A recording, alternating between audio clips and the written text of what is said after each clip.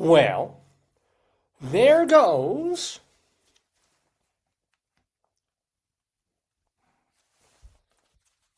the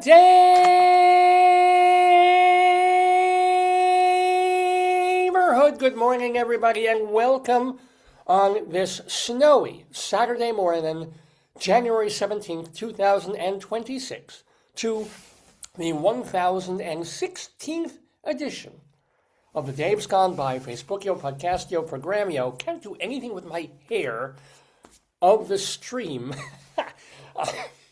I'll tell you about this. So my wife, who will join us in a bit of a while on this episode of the show, she likes me with longer hair.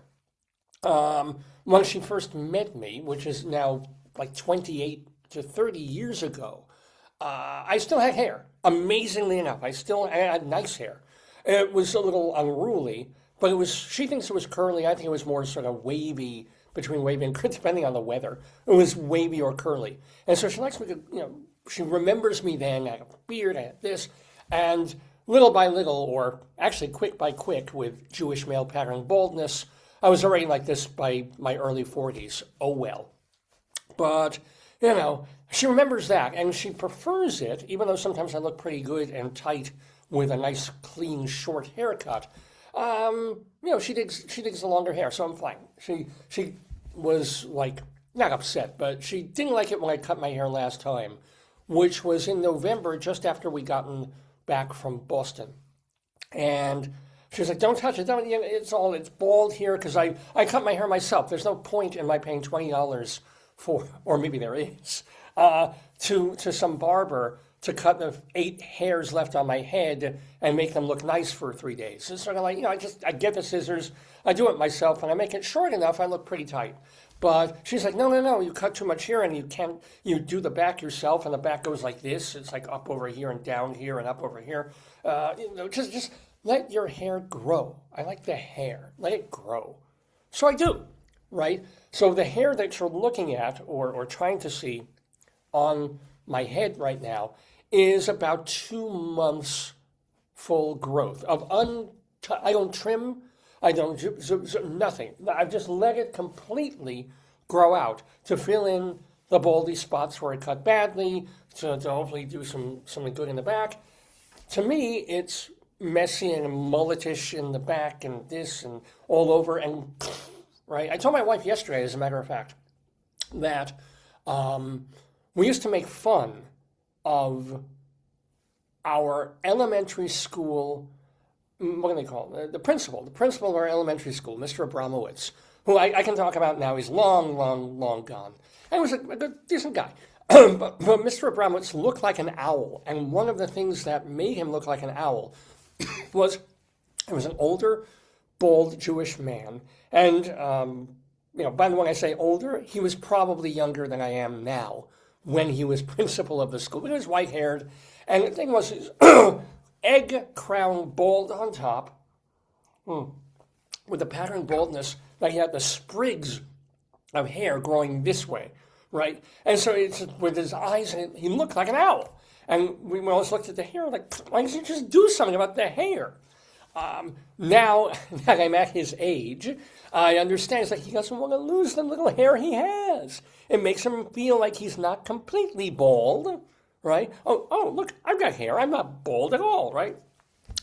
Or as Mel Brooks once said in the guise of the 2,000-year-old man, we mock the thing we are to be. We mock the thing we are to be. So I've turned into, Dr. Abramowitz with the hair thing. I'm not fully white yet, basically because I have the beard. So, but I'm letting it grow, right? And it's been about 2 months, just about, since I haven't touched it. And the problem is, if I put on a hat and then I take the hat off like a winter hat, forget it. It's like I'm Yahoo Serious and I've put my finger in a socket, like, right? And both my wife and I are saying, okay, give it 2 more weeks. Because she figures if it grows out a bit more, these wild, random, ridiculous curls that are happening, they're going to get long enough that they'll curl down on themselves and it's going to be really, really cool. Fingers crossed. I'm 60, going on 62 years old. It's not like the hair grows exponentially anymore. Grows in other places, but not here. So we'll see. I will give it like a couple more weeks to kind of not touch it, just let it do what it does. And then I will have long, luxurious Samsonite locks that I will luggage around with me.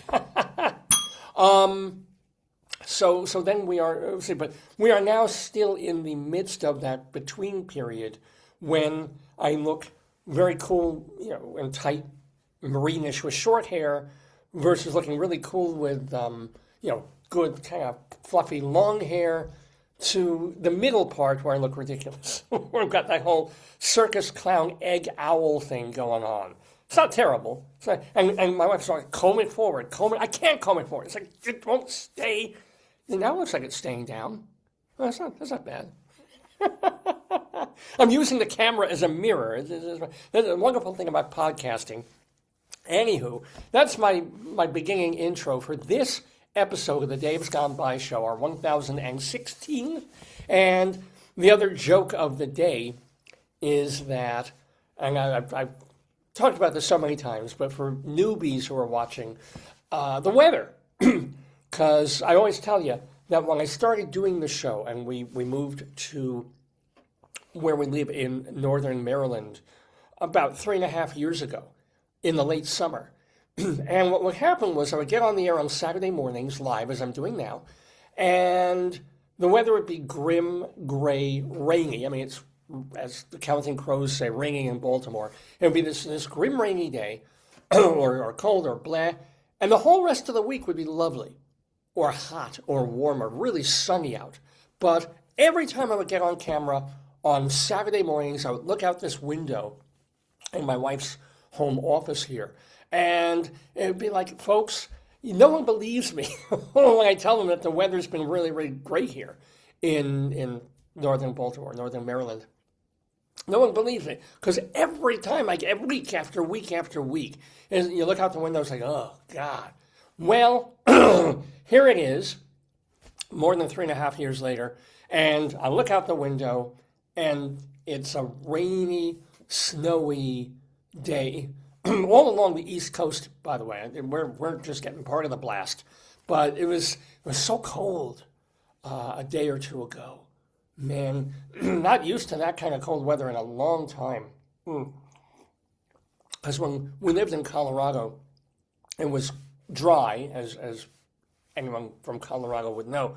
And then you would get snow, but you also get days in winter when in the middle of the day it was like 70 degrees and people are out playing frisbee and stuff. Here is that cold, damp, and 15-mile-an-hour wind where you're just walking in the middle of the day to get groceries, and from the store to the car, you're like, you got to run into the car. You have that moment where you slam the car door, you turn the car on, you throw the heater on high, and you just go like, come on. I was just driving you 10 minutes ago. You should be blasting hot air on me already. Pardon me. Just have that. There we go. There, gotta get the old frog out of the throat. I don't feel grouchy today. I feel actually pretty good, but yeah. Again, we have this kind of a day. Thank goodness, for the moment, it seems warm enough that even though we're getting snow, it's semi-sticking, it doesn't look too bad, and it's going to be in the 40s today, low 40s. Then we get the blast. So what I'm really hoping for is that this kind of clears up easily, because we're due for some serious cold weather for just a couple of days, but long enough to freeze what's ever on the ground and make it unbelievably treacherous for walking and driving. Yeah, great start to the new year. So anyway, here it is. What better way to be spending a snainy, rainy, snowy, sometimes just flurrying out at the moment, kind of a day than here with you on the interwebs doing this show. It's Dave's Gone By. We've been on since October of 2002, honest to gosh, and we're still doing it, mixing humor and zaniness and nonsense and pointlessness for 3 hours on Saturday mornings, live on Facebook, with the archives then available at davesgoneby.com, archive.org, and the audio archives at castbox.fm. But let me tell you what's going to be on this particular episode of the Dave's Gone By Facebookio Podcastio Programmio of the Stream. It includes, well, of course, when my darling and adorable wife joins us later, we'll be doing Greeley Times, which is based on an actual real column in the real newspaper, the Greeley Tribune, and marvelous column that they've kept going for years and years, based on real things, phone calls that come in to the Northern Colorado Police Department from people who see weird things in the neighborhood and feel compelled to call the cops to help out. And these are not the scary, real, dangerous, like, oh, I just shot a woman kind of things. No, this is more like, there's a horse and it's crossed onto my property. Oh, it's pooping. Can you do something about it? That sort of thing. The Tribune collects them all, and once a week, they do a column of the funniest ones. We take the funniest ones and strip away the least funny of the funniest ones and try to share the best ones with you in our segment called Greeley Times. Also, we didn't do Bunion Watch last week, and I deeply apologize for that. I'm hoping to do Bunion Watch this week. So I will show you, I will lift my feet to the camera and show you my bunions. I know, this is what people wait for. It's kind of like you go to a bar mitzvah and you're waiting around for the Viennese table, right? That's the thing. You're there to hear the prayers and the kid become a man and tell all these things and shake hands with the thing again. You're waiting for the dessert. You're waiting for the Viennese table, right? You guys are waiting for the bunion, for the beautiful Viennese table that is the bone on the side of my foot. I'm not going to promise, I never promise because we sometimes run out of time, but I'm going to try to bring you a brand new Bunion Watch this very episode of the Dave's Gone By show. Also, what else we got here? What else are we going to do today? Oh yeah, story time. Story time. How could I resist? Well, we're actually going to do a little bit of storying and then our book. First of all, we got this. Time magazine, I don't know what the editors there are up to or what might be plaguing them, but apparently Time magazine, which is still, did you know Time magazine was still around and still printing hard copy? They do a special health series, I guess once a month or once a season, and in recent times they've done not one, but two. Here's how to reduce your colon cancer risk for IBD patients. And then Time has, and this was for, spring 2025. This is summer 2024. Love in the time of IBD. Not only is the headline so incongruous and the picture there, but it's like, why would they have literally two Time magazine issues within months of each other, both about intestinal bowel disease? And so we're going to flip through these pretty quick for some good IBD information, but also to just gawk in wonder at like Time magazine. Why? Well, I mean, one IBD issue every couple of years I totally, absolutely get. But where's the issue about, migraines or ALS or anything? No. Two, count them two. And we're going to flip through them. But our main book of the day, our main story time is, here it is, the first Peak of Flap Potty book. Oh, yes, we're going to potty hotty, ladies and gentlemen. The Potty book. Oh, boy. We're going to read that to you. We're going to share that with you. Rather appropriate, because as anybody who knows me personally, who's watched the show for anything more than like 20 minutes, knows that I'm comically fecal-philic, that I love toilet jokes and pee and poo since I was a little sproutlet. And it's especially appropriate because between now and our next episode, I will be turning the page on a new year. I've got a little Shana Tova there thing. Yes, we had the American New Year 2 weeks ago, and the Jewish New Year a couple of months ago, but gosh darn, this Friday I turned 63 years old. Do I look it? Well, if I let my hair grow enough. So, yeah. So I'm thinking in terms of when I was a little sproutlet baby boy Dave, and, kind of made me think of doing this book for our Storytime segment on Dave's Gone By today. And what else? What else will we be doing on the show? Our Colorado Limerick of the Damned. So because my wife and I lived in wonderful Colorado for a bunch of years, I decided they're not necessarily connected. It's not because we lived in Colorado I did this. It's more like we happened to live in Colorado and I happened to have a sick idea. The sick idea was to write as many short poems as I could about as many places in Colorado as I could. Not just off the top of my head, but literally going through a map, going through lists on Wikipedia of towns in Colorado, some of them that don't even exist anymore, but they did at some point. Maybe now they're ghost towns. And then writing a limerick, a 5-line, raunchy, sick, comical, dirty, awful poem about as many of these places as I could. And it was a temporary challenge. It was something that I did many years ago now. That I said, okay, I'm going to write a few, going to write a couple, I'm going to share them with my writing group for fun, and do a couple on the show, and that's it. And then I kept writing them, and now it's almost become like a part-time job every week. I've got to try and come up with yet another place in Colorado that I could rhyme and turn into a limerick, and I've been managing it. I've got about 330 of these. I swear to you.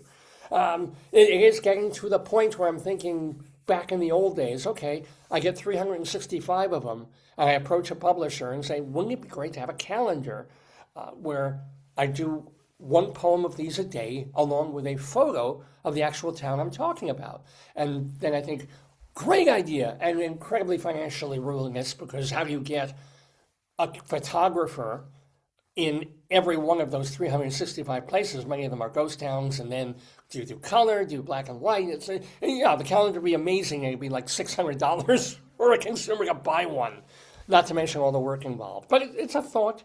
And as I move closer to one a day, it becomes more and more of a thing. Like, wouldn't that be a great calendar for crazy people in Colorado who be like every day tear off and there's this week's limerick or this day's limerick. We have a new limerick for you today, and it's all about Chipeta, Colorado, or Chipeta, Colorado, Chipeta. Chipeta, and I did look it up, it's not Chipeta, Chipeta, Colorado. I found out a little bit of information about it, which I'll share with you. And then, of course, our Colorado poem, our Limerick of the Damned, coming up for you much later in the broadcast. Isn't that enough for a cool show? And I have other things I want to talk about. Two other major things on this episode of the Dave's Gone By show. First of all, we have a guest. And we have an absolutely delightful guest who's just full of information and stories and liveliness and fun. Her name is Chris Enss, E-N-S. I spell out everything, E-N-S-S. And Chris Enss is like the most prolific author since Stephen King. But she's in the niche, she's in her zone, writing mostly about women who were part of the pioneer days in America, or pioneers in certain industries. The first female nurses in the West, or women who helped settle the West, or maybe stunt women, that's her latest. Stunt women in the early era of silent films and early sound films, which is totally in my wheelhouse and I'm fascinated about. So she's written quite a few books about this and co-written some of them, all about these women pioneers. She has also written a biography of John Wayne and his early years, and this is what totally zoomed me in for this, she wrote a biography of Margaret Dumont. The fifth Marx brother, if you will, the greatest foil, their secret weapon like Groucho, Chico, Harpo, and Zeppo, and to some extent Gummo, ever had in terms of film. She was just the perfect for it. So who was Margaret Dumont? The famous story that we keep knocking down was that Groucho at one point said, well, we would do these jokes and riff on her, and she was the character. She was Lady Rittenhouse. She was this snooty, upper crusty, woman who was completely bamboozled and had no idea what was going on, or the jokes we were making, or the double entendres. She didn't have to act. She just was. And not true, honestly. She was in vaudeville before the Marxes. She was a comedian before the Marxes. She was part of the whole circuit. She may have gotten every single joke. I don't get every single, but she knew exactly what was going on. Anyway, if you want to learn more about Margaret Dumont, our author, Chris Enss, has written a book about her. And as I said, a book about John Wayne. And her latest book I'll tell you the title of it. The actual title is, where is it? Daughters of Daring, Hollywood's Cowgirl Stunt Women, which is available, or will be in about 2 or 3 weeks, from Lyons Press. Here's some of her other books. A Beautiful Mind, Women Prospectors in the Old West.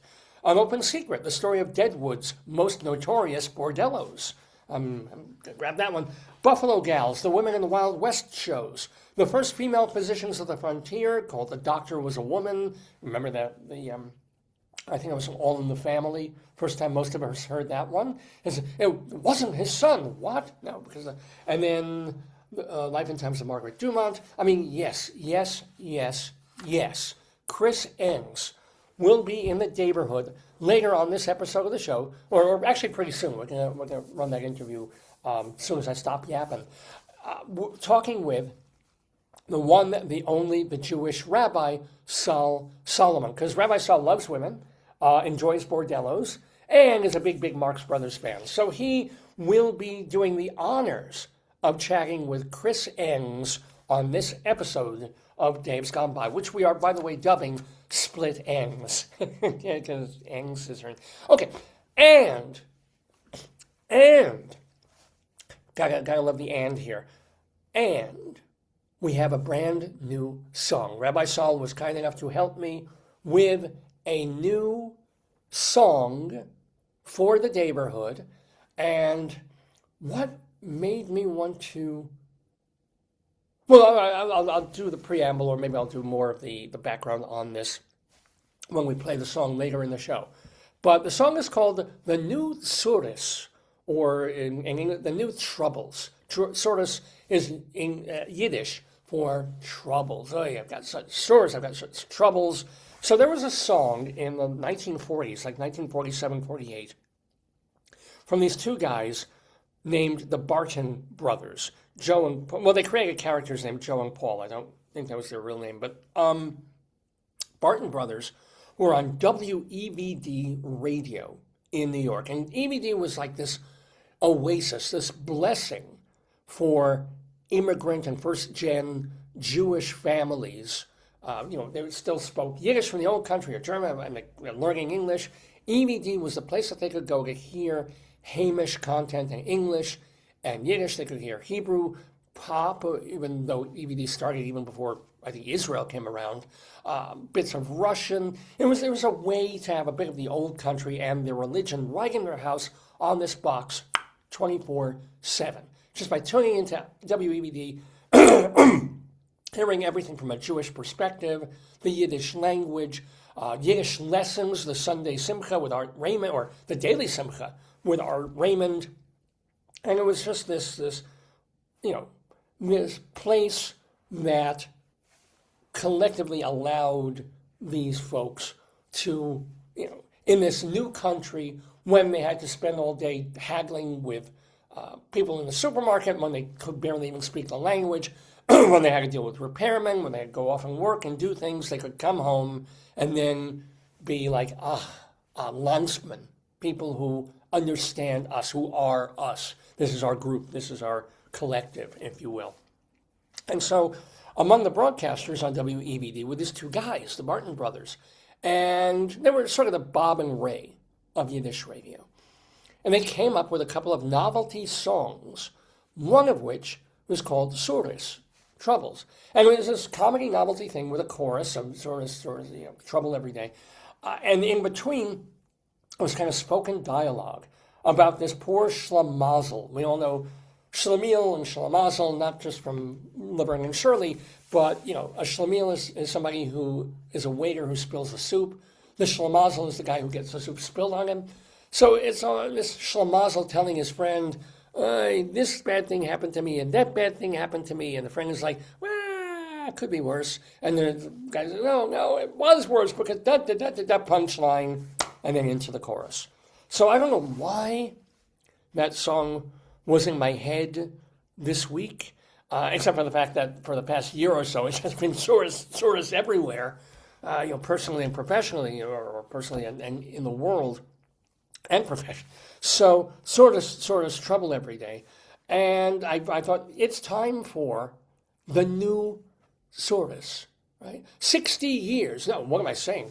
80 years after, almost 80 years after the original came out from the Martin Brothers, it was time to take the framework of the song, the chorus of the song, and rework it into something that is more contemporary, more telling of the troubles of the day of being Jewish in America. So, yes, helping me out with the song, the new Tzuris, will be Rabbi Sol Solomon, and we will be playing that, debuting it on this episode of The Dave's Gone By in just a while. You don't want to miss it. So all of that ahead. Look at that. We got Greeley Times, Bunion Watch, StoryTime, Rabbi Sol doing an interview with Chris Enss. We'll have our song, The New Tzuris, and our Colorado Limerick on the Dam. So much to get to, and we're already half an hour into the program. Yikes. I think we better get started. So, without further ado or a don't, very happy to have in the Daverhood. Let me share my screen so I can get this rolling here.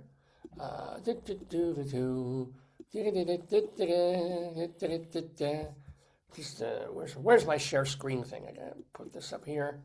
There it is. You get to see my desktop. Ooh! And here's my folder. Ooh! And here is an interview. Let's do it on QuickTime. That way we don't have that should work. So, ladies and gentlemen, please enjoy Chris Enss, the author, talking about women of the Wild West and the frontier, and Margaret Dumont with Rabbi Sol Solomon.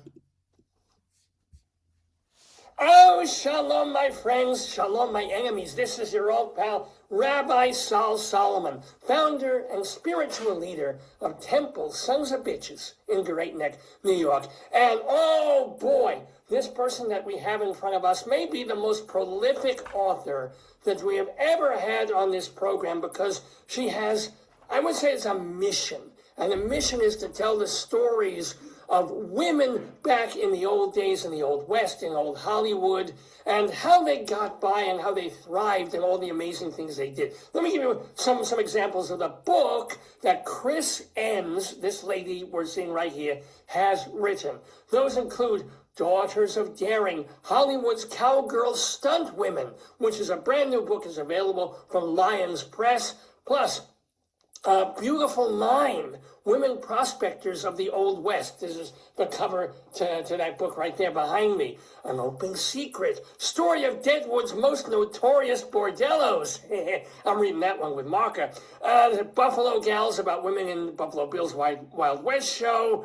First Female Physicians of the Frontier. The Story of Republic Pictures. So there's also this whole Hollywood thing as well. And oh my God, a biography, The Life and Times, Straight Lady of Margaret Dumont. Oh my gosh, we are delighted to be talking to the winner of a Willa Cather Award for nonfiction, and a Will Rogers Medallion Award winner 9 times. Count them, 9. And in July, she will be at the Imaginarium Convention in Louisville, Kentucky. Again, won't we please welcome Chris Enss? Shalom, Chris. Shalom, shalom. Thank you so much for having me being a part of your broadcast. I appreciate it. You're most welcome, and we just want to hear so many things about all these different women. So let's start with the most recent lady in your book. Do you mind, is lady not a good, can we use words like lady, female, woman, chick? Absolutely so, because that's exactly what they were. So absolutely so. That's why I love writing about women in the American frontier, because they didn't have that, they didn't come west as saying we are women and this is what we're going to do. They came west just as a human being because they wanted to make a better life for themselves. The fact that they were a woman just was, a side issue. So, all right. Well, I mean, it also affected every aspect of their lives too. I mean, it's different. It is different. I'm sure you've shown for men to be doing those kinds of jobs and making those kinds of trips, etc. From women, they had all the issues men had plus others, I'm assuming. Well, the thing is, when you were going west of the Mississippi, you could create the life that you wanted because it was not populated. So you didn't go west of the Mississippi. You didn't have any of those same issues of those stagnant morals that you had east of the Mississippi, where women were thought to be this and they couldn't be any more than this. That disappeared when you got into independence and were heading west. It disappeared. You could be whatever you wanted to be, and they needed people in the West, and you couldn't subscribe to those same kind of ideas anymore. Well, let me ask specifically about folks who populate your latest book, Daughters of Daring, about stunt women. And you were talking silent movies, 1930s, 40s also, right? Right. So what are some examples of great stories about women who were doing, subbing for Mary Pickford or Lillian Gish? Well, I think my favorite one is going to be Ruth Rowland and Helen Gibson. And what I found amazing was some of the very first action-adventure pictures were all based around railroads. And these women always played telegraph operators. And so during your job, the telegraph wires would have been cut somewhere, and their job as a telegraph operator was to get on a horse and ride as fast as they possibly could to a bridge, to a water tower, to a mountain, to be able to jump off of these items onto the train, to be able to run on top of the train and get to the engineer. And these were all done by women. The Ruth Rowlands, the Helen Gibsons, hanging from towers and doing these amazing stunts. Women, I think it was Ruth Rowland, who also stood in for Claudette Colbert in a couple of pictures and did some of the amazing, it happened one night. There was a scene where Claudette Colbert takes this dive off of this ship into the river, and that was another woman who came in and did it for her. But because we would imagine that the director would put a guy in a wig, a young guy in a wig. If it isn't a close-up shot, they fudged that even more. But okay, they used actual. So they actually, and they used women when they were doing those first great action Western pictures, because women sat lighter in the saddle than men. And so because of that, they were able to make these amazing leaps over railroad cuts from chasm to chasm. They just sat lighter in the saddle. So many of the stunts that you see attributed to Tom Mix or William S. Hart, that was Alice Van Springsteen. That was Mary Wiggins. That was not those men. Well, I hate to ask this question then. Were some of these people really badly hurt or even killed doing this kind of thing? Yeah. Or were they surprisingly and they got hurt, but nothing terrible? They did get hurt. Some of them, they cracked ribs, they had concussions, but they were able to move on. I mean, there's a section in the book about how little these women got paid. If you arrived on the set and all day long you were just writing, you got paid $11.50 a day. Compared to, we're talking about whatever, 1930, compared to what was the star actress making, what were the other stagehands or people on crew making? Well, as far as the crew, they were making anywhere from $50 to $75 an hour. You were Back when? back in the 40s, if you were a stagehand, these are the things that you were making. You were a grip. You were doing these. You were traveling behind these fast moving vehicles. I mean, it wasn't. And the thing is with stunt work, and you'll see this in the book too. With the stunt work, it was the only piece work that there was in motion pictures. So it wasn't like it was grafted in. It wasn't into the budget. It was piecemeal. So if you were going to jump off of a bridge, if it went so high, then you got paid so much money. Oh. So they based it like that. It wasn't like, well, they're going to do the stunt off the bridge. We're going to give you $50 for that. No, it was how high the bridge is. Okay, if it's really high, it's 50. If it's not really high, it's 30. So, I mean, it was a scale. And they weren't paid for the full. They would come in, pay for the stunt. So if they had to wait around for the shot and then get extra. That's it. You got paid for the stunt. Yeah. It was quite an amazing. But there was no other. And I think what's so great about this book coming out now is the first Academy Award is going to be given to stunt people in March. They've never done that before. So, gosh, and it would be great if a woman got it. But I have no idea, but I bet they're gonna look at the Mission Impossible films and probably throw some shade that way. By the way, I want to remind people that the book we're talking about, your latest book, because you've got, I'm not kidding about this, more than 50 books to your name. It's Daughters of Daring, Hollywood's Cowgirl Stunt Women, from Lions, Lyons, Lions Press, available where all basic books are sold. But when did you first, Chris Enss, when did you first start getting into this whole idea of the untold stories of women either settling the West or settling early Hollywood? Well, I started writing about women of the American frontier when I moved to California about 30 plus years ago. I wanted to be a stand-up comedian. That was the only thing that I wanted to do when I was in college. My idol was Toady Fields. Probably no one even ever remembers Toady Fields, but she didn't have a leg to stand on. Yes, look at you. Yeah, I thought that she was amazing, and worked my way through college doing stand-up comedy. I got to open for Phyllis Diller and for George Burns. Stop Yeah. right there. Please tell us either or a Phyllis Diller or a George Burns story, if you have any. Okay, well, knowing that.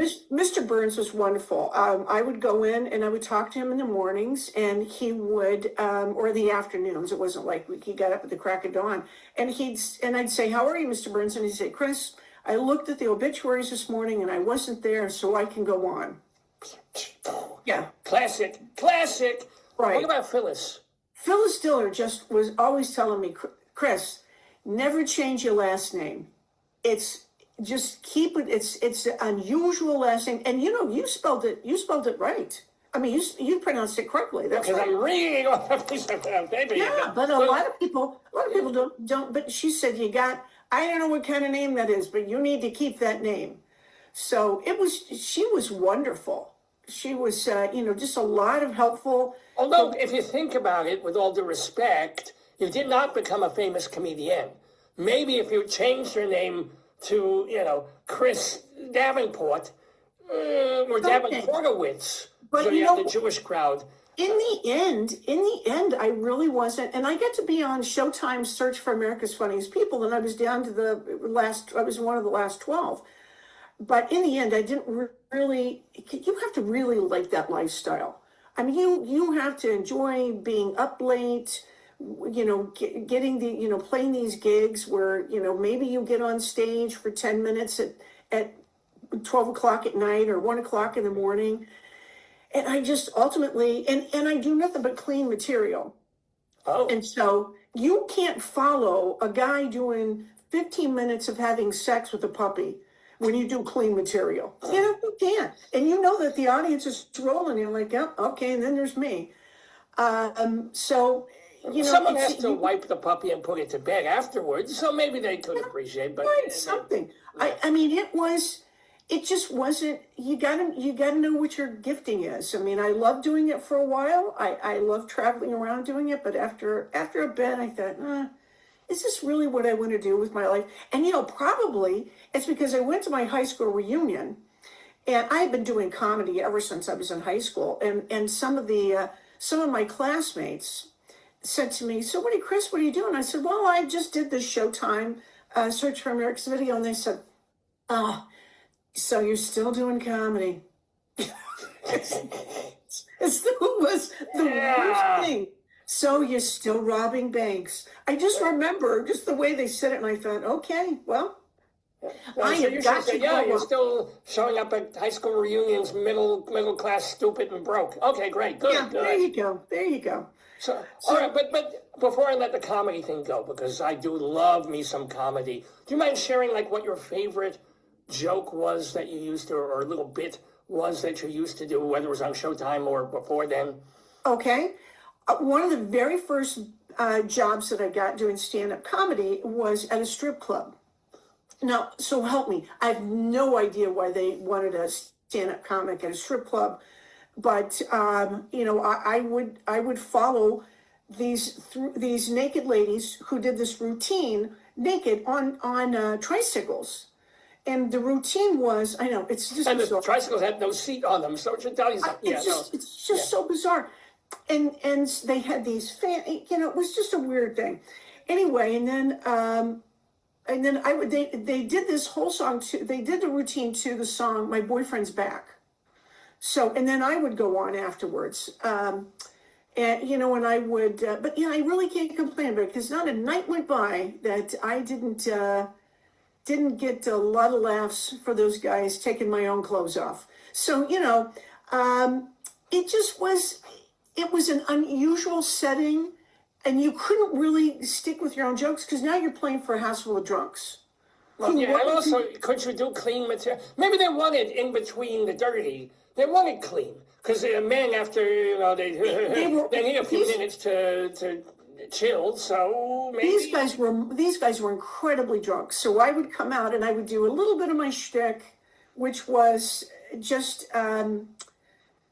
traveling around doing comedy and telling about my adventures on the road, and then you'd have to leave that and then just go from person to person riffing on the drunks. Oh, yeah. So there really wasn't any.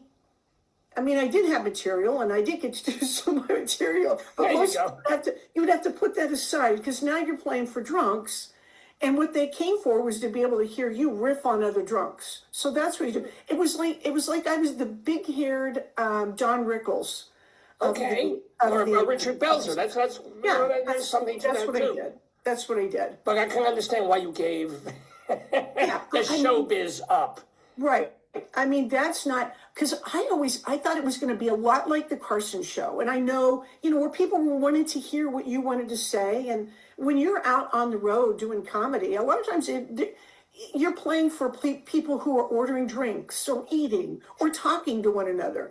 You're not playing for people and they've paid a cover charge to hear a comic. I don't know why you're sitting talking to your friend. I think the most trouble I ever got into when I was on the road doing comedy, there was women sitting up front and they were talking the whole time, and I left my routine and I said, "Ma'am, where are you? What's your name? Where are you from?" She told me her name and I said, "I'm sorry, I don't think I'm going to be able to remember that. Do you mind if I just call you bitch?" And I got into so much trouble. So much trouble. Well, not with the club owners, where I assume they went. Oh yeah, the club owners. She went crying to the club owners and said, "I'm so offended." Anyway, I had to apologize. I had to make sure that she had drinks. It was just so stupid. And so that's why I thought, this isn't what it was. Wait a second, where's the brochure? This isn't in the brochure. I thought this isn't what I signed up for when I wanted to make people hear me and laugh. Right. No, I get it. It's sort of like when I come to my synagogue and I do sermons, and they want help with their lives and they want to know about the world, and I just want to get jokes out. And they're like, "No, tell us, how do we deal with Bondi Beach? How do we deal with us?" And I was like, "Come on, no, this is a great joke. What's the matter with you?" And it just irks me terribly. Yeah. But let's get back to your transition from the world of hilarious comedy to the world of women who made frontier lives for themselves? How did you start writing about them?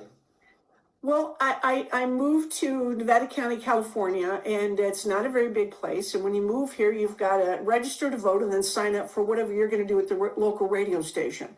I'm teasing. It just seems like that. Everybody filters into the radio station. So I was doing history minutes at the radio station, and I started writing about women. And I thought, wow, these women are pretty amazing. The first woman I write about is a woman by the name of Nancy Kelsey.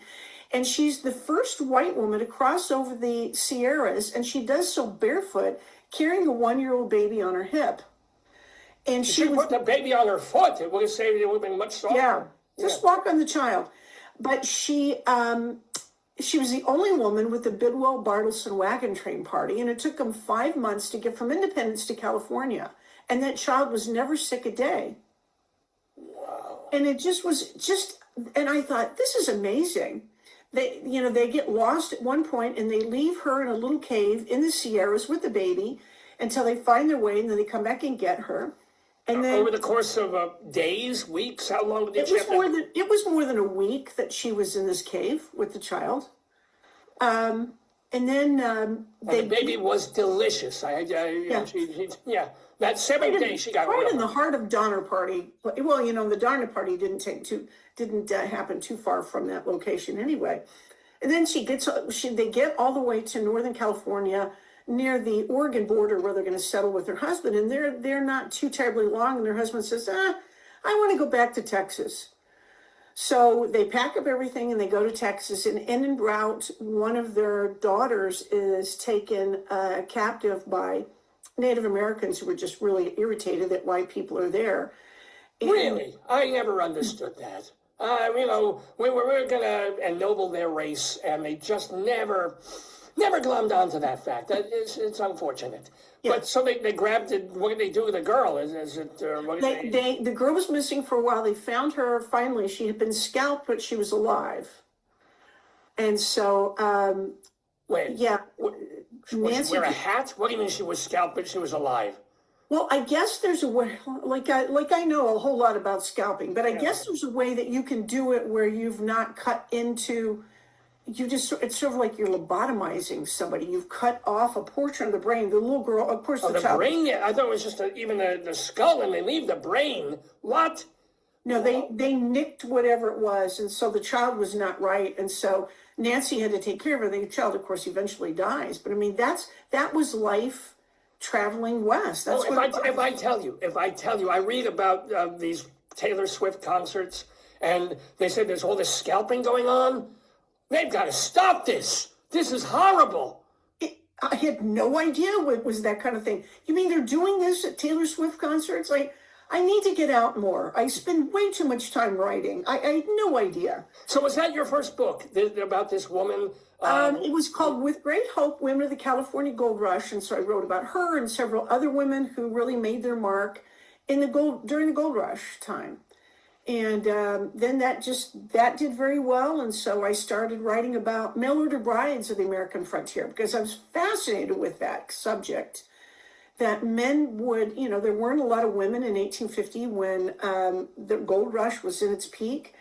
And so they started advertising for wives, and they all did it in a newspaper called Matrimonial News. And they would, it would be like number 150, and then they would have what they were looking for. And then by 1865, women were now advertising in those same magazines because of the Civil War. There weren't a lot of marriageable men left. So they started advertising for husbands. And it was interesting because, women, when they advertised for a husband, what is it that you think that they were looking for most? If you had to guess. Someone who could farm, plant, put together a lean-to shelter, that kind of thing. They were looking for somebody that was solvent, somebody that already had lots of money, and they would make sure that that a certain amount of money was put in an account for them, that if they got all the way west and didn't like you, they had enough money to go back home. Men, on the other hand, were looking for, what do you think men were looking for? Well, now I'm aside from the cooking, the cleaning, the making babies and carrying on the name, no, none of that. They were looking for somebody that was musically inclined. It was very, they were very lonely in the West. They had no refinements, and music hearkened them to home and made them feel, comforted. So if you could come West and you could play an instrument, you could sing, you were gold. Girls, practice that ocarina. What can I tell Yeah. you? So one thing about all these books that you've written about all these different kinds of women, the research involved. It's like, does it involve a lot? Because you started writing, the internet was already there, but it wasn't this extraordinary treasure trove where you just Google everything and wiki everything. So did you go to libraries? Did you go to historical societies? Where did you get all this background to tell people? I'd like to go to these specific locations, and I like to go to the historical files. I like primary source material. I'm also a licensed private investigator, so I love the deep dive. I love to be able to get in and pull material that no one's seen before. One of the books I've written is called The Widowed Ones, Beyond the Battle of the Little Bighorn, and I have all of Libby Custer's things. I was able to research until I found a gentleman who had her things. And then over the course of several years, I was able to get all of them. So that's how. More questions. Why would you need a PI license in order to just ask people for stuff? I mean, I didn't get a PI license for that. I got a PI license for another thing. But being able to use your PI license to get into, because a lot of historical archives are in private hands.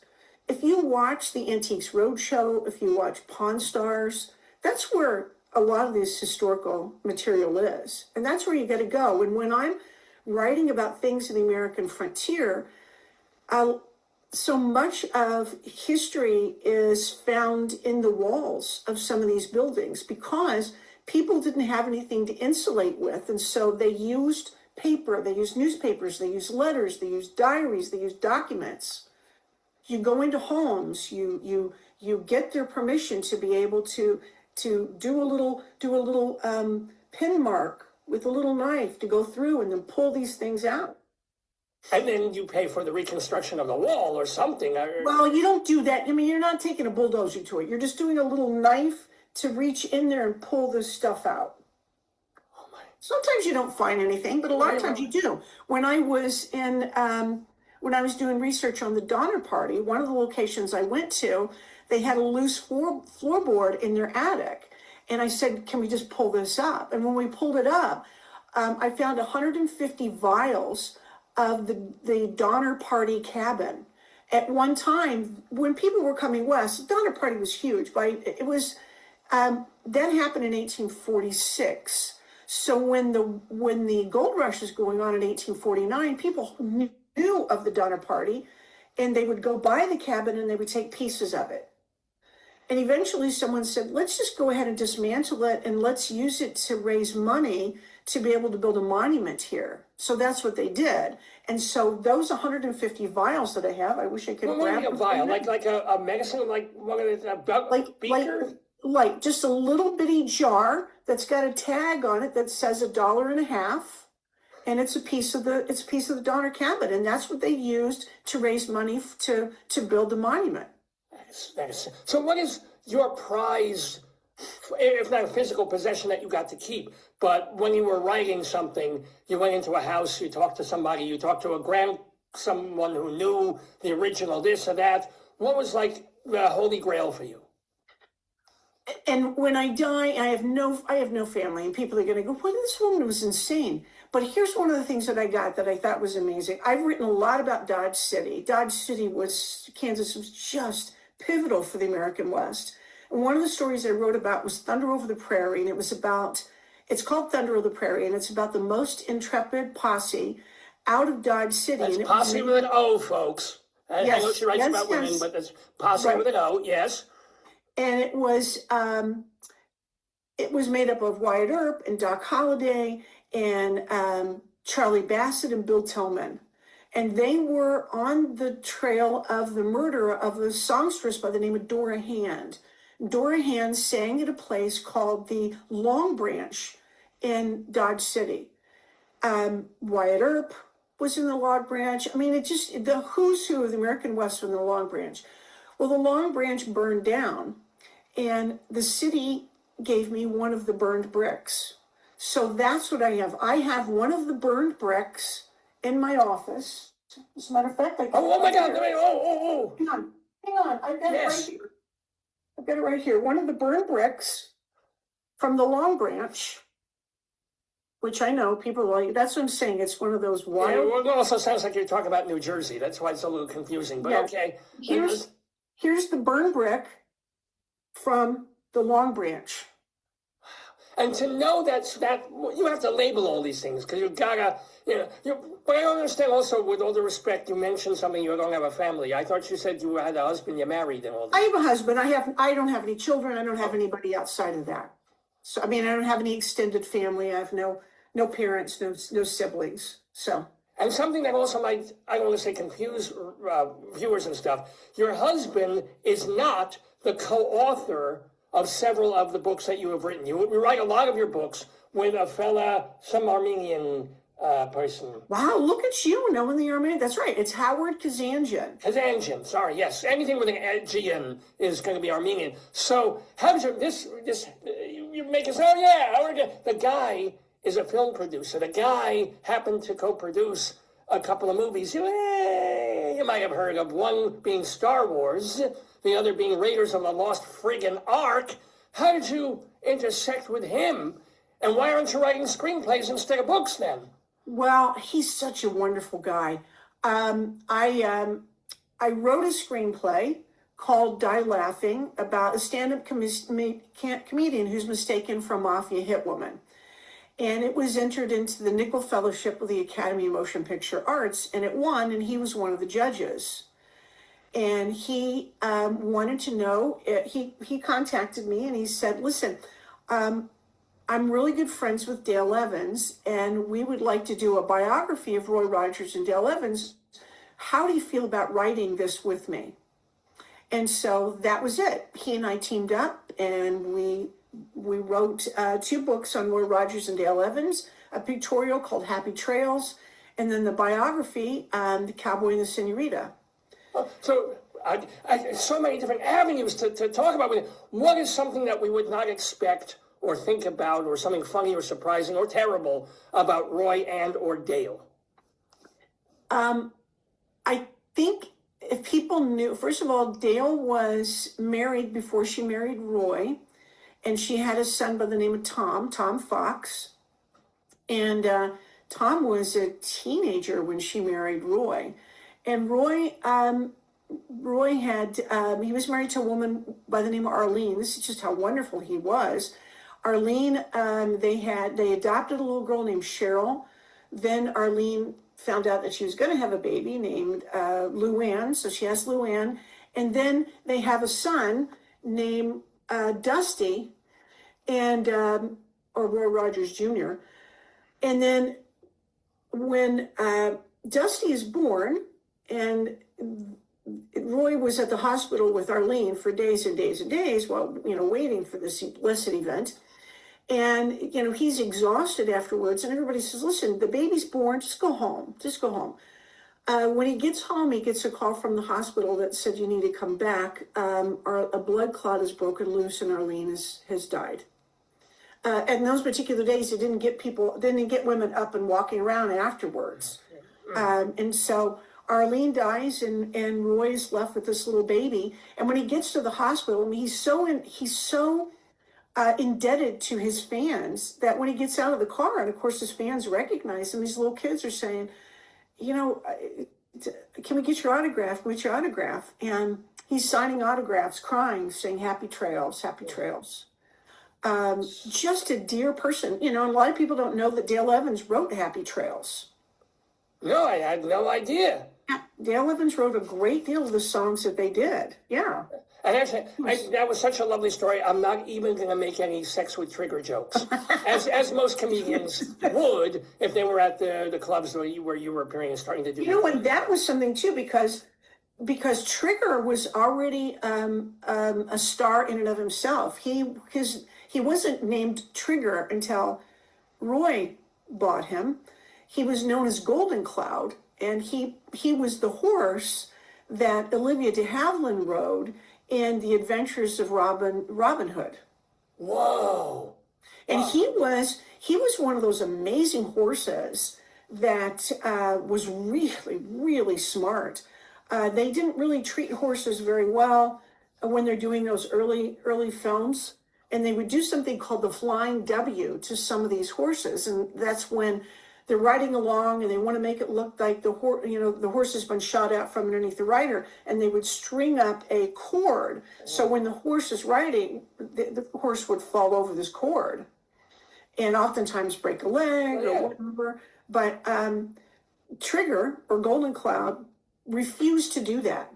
And because he refused to do any of those tricks, he just wasn't any good to the owner. And so they eventually sold him. And so Roy came in and said, I'll buy him.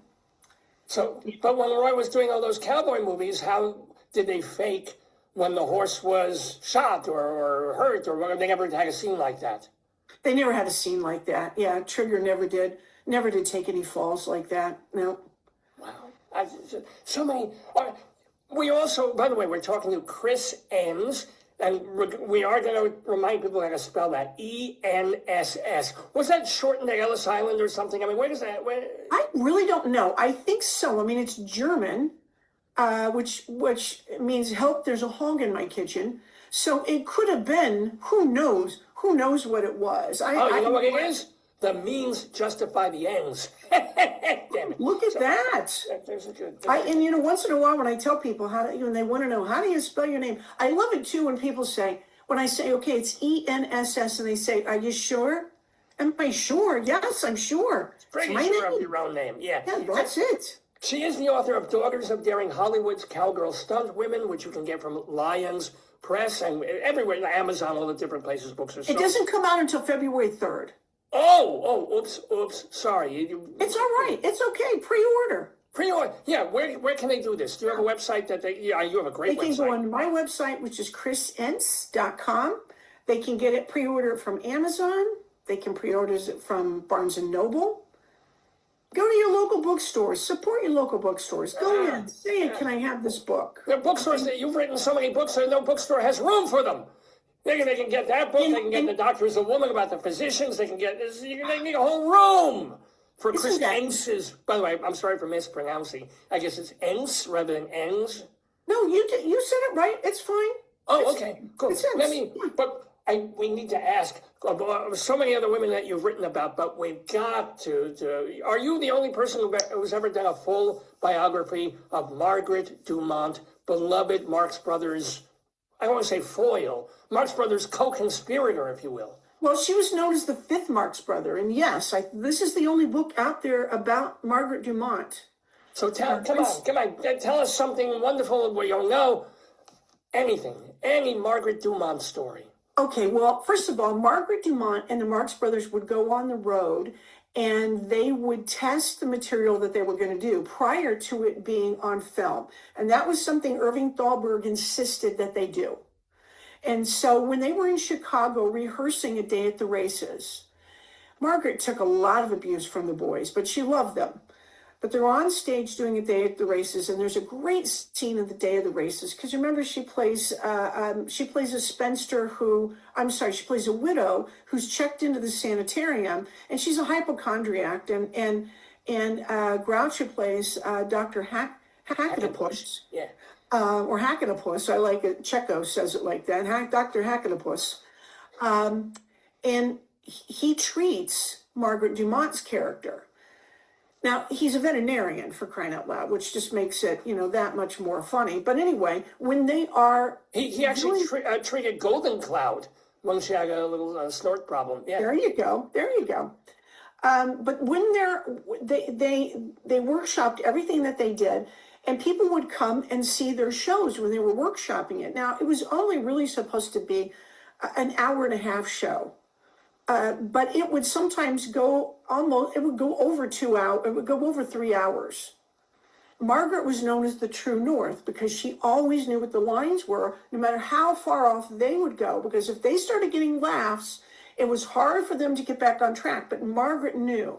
Now, there's a scene in A Day at the Races where they are examining Margaret Dumont and she's on a gurney and they strap her down to the gurney. Well, of course, they do this on stage. And when they strap her down to the gurney on stage, they start spinning that gurney around as quickly as possible. And then they run it to the end of the stage. And it hits this little lip at the end of the stage, and it shoots her up. Now, she's not going anywhere because she's strapped to it. All right, yeah. But she's scared to death because that's not rehearsed. Whenever they would get a laugh, they would start doing a lot of things at her expense. And it's amazing she was a trooper because, she'd been in, Day of the Races is, I wouldn't say late era Marx Brothers, but it's after their heyday at Paramount. They were already at MGM. So she could have refused. She could have been no. They did 8 pictures together. It was their 5th film. A Day at the Races was their 5th film together. But she was so used to working with them and knowing that they were, they were violent. You never knew what they were going to do. She had a special girdle made, breast thing here made, so her ribs would no longer get cracked or broken. Because it happened often when she was working with them. Oh my God. Yeah, they would sometimes yell cue, and they'd come out with a pull cue and whack her. No, come on. Yes. Or make a hickory or something, or rubber, or not rubber would hurt, but no, an actual pull cue. Yeah. I'm sorry, that's horrible, but it's funny as hell, but it's horrible. One of my favorite stories is they are in Chicago when they're rehearsing. And they're staying at this posh hotel. All of them are staying at this posh hotel. So after they got off of work, they would go to this posh hotel. Margaret had gone out to eat with some friends. And when she got back to the hotel that night, she's met by the hotel manager who says, listen, we have to escort you out. And she said, what are you talking about? And he said, well, listen, we have it on good authority that you're turning tricks in your room. And she said, there's no such thing as happening. Please let me go take you to my room and show you that no such thing is happening. Oh, no. So when they get to the room, she's trying to use the key to get in. Chico opens the door and says, oh, am I after these guys? Then he leaves. Then Groucho is around there saying, all right, I guess I'm here too early. Zeppo comes out. He does the same thing. I think the pièce de résistance is Harpo was in the bathtub wearing nothing but a tie. And he gets out like this. Now you got to keep in mind, Margaret was much more well-known when they started doing movies together. The Coconuts was the first one. She was much more well-known than they were and was celebrated comedian and won several awards for her comedy, which makes the comment that she didn't know comedy that Groucho, he said, is preposterous. She knew what she was doing. Anyway, poor Margaret got escorted from the hotel that night. She ended up at the railroad station and she's just beside herself crying. Finally, the boys go and get her, and they say, we're sorry. We're really sorry. It was just a joke. I hope they put her up for the night. They could afford it. They could give her a place to, Yeah, they got her a place to stay. But, I mean, by that time, they had to get on the train and go to their next gig. Oh, my God. So she's up all night at the railroad depot. But, it was a lot of those kinds of things, but she loved them. The only time she was really so hurt that she didn't think that she was going to be able to, and wanted to know why, was when they cast Thelma Todd in Horse Feathers. Because she had been with the Marx Brothers, from the Coconuts, and she was very, in addition to being very funny, she was an incredible songstress. George M. Cohan wrote music for her. Cohan doesn't write music for people that are slobs. She was gifted. So they gave Thelma Todd a song, and they didn't give one to Margaret. Well, Margaret wasn't even in Horse Feathers. Oh, okay, wow. But they tried to explain to her, listen, Thelma Todd plays a femme fatale. Right. You're Yeah, not a it's femme not that fatale. kind of part. Right. You are a very stoic lady. You are a very regal woman. Thelma Todd isn't. I mean, Thelma Todd ends up being, they said it was, suspicious circumstances, but she ends up dead in her driveway in her car. But she was I think it was involved. Phil Spector who did it, quite honestly. Yeah. Yeah. She was One of his involved. first. Yeah. She was involved with the mob. So, anyway, just Margaret's life was so Yes. phenomenal. Before she even met the Marx brothers, I mean, her mother was a music student. Was a music teacher, and her father was a sailor, was a captain on a ship. And Margaret's born in 1882, and her mother and father are not married. And so it's quite scandalous. So she is sent to the Loreto Academy in Niagara Falls in Ontario to go to school because they don't want anybody to know that she's a child. A bastardette, if you will. Yeah. I mean, we don't look at, everybody says baby daddy or mommy daddy or whatever nowadays. But back then, that was 1882. That was not, yeah.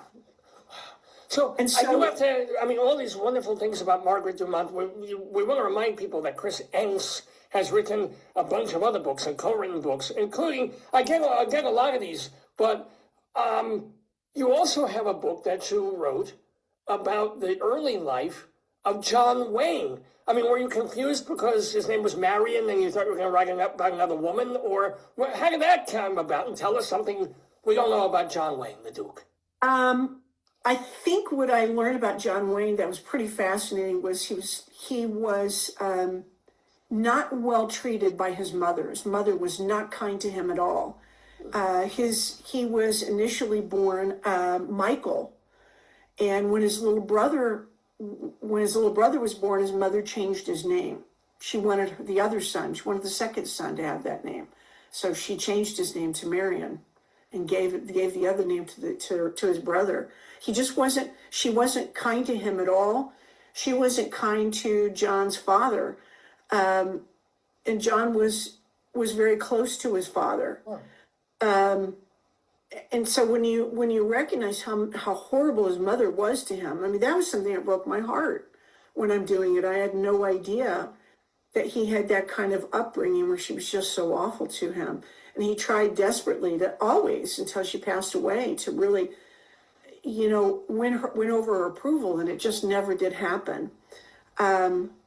His second wife, Chada, she was quite the fiery Latino, and Latinx, Latin whatever. Q, Latin P, whatever. She was a spicy Latin woman, and just a burning temper all the time, very jealous.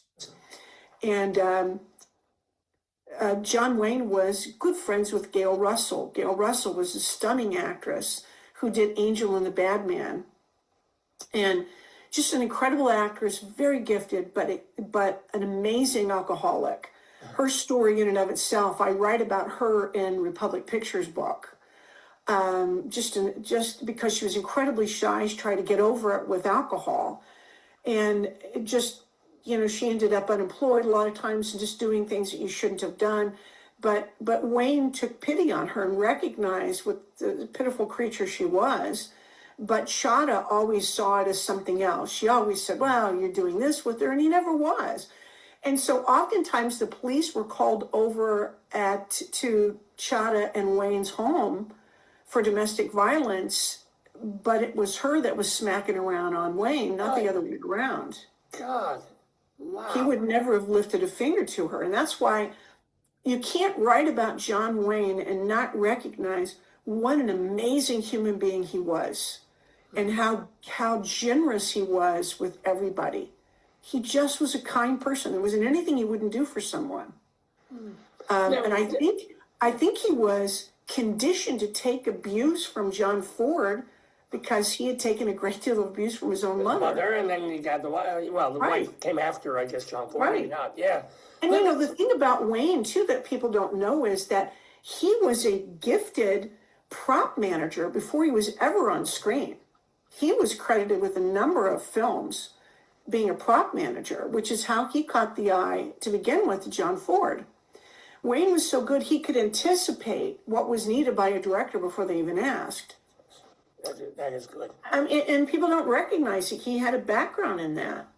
Now, we also want to, because we have just a couple of minutes left with the wonderful Chris Enss here, and we want to get to more women and more things and more that.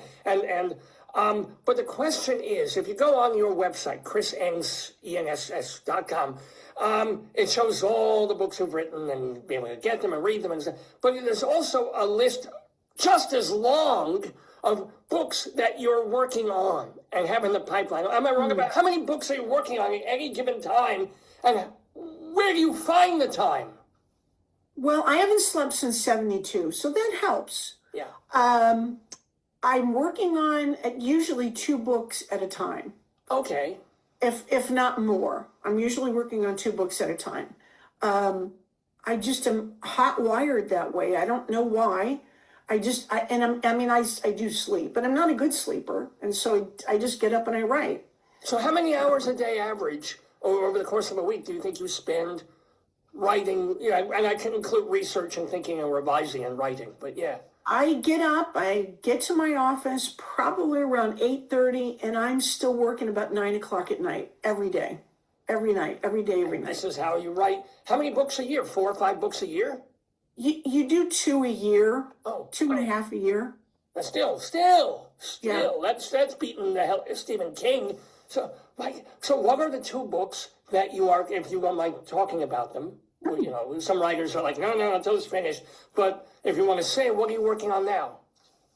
I just finished a book called The Last Ride, the story of Laura Bunion and her life with the Wild Bunch. Laura Bunion was the only woman to rob a bank with the Wild Bunch. And just this amazing character, was very much in love with Ben Kilpatrick, who was with the Wild Bunch. They got arrested robbing a train in 1901.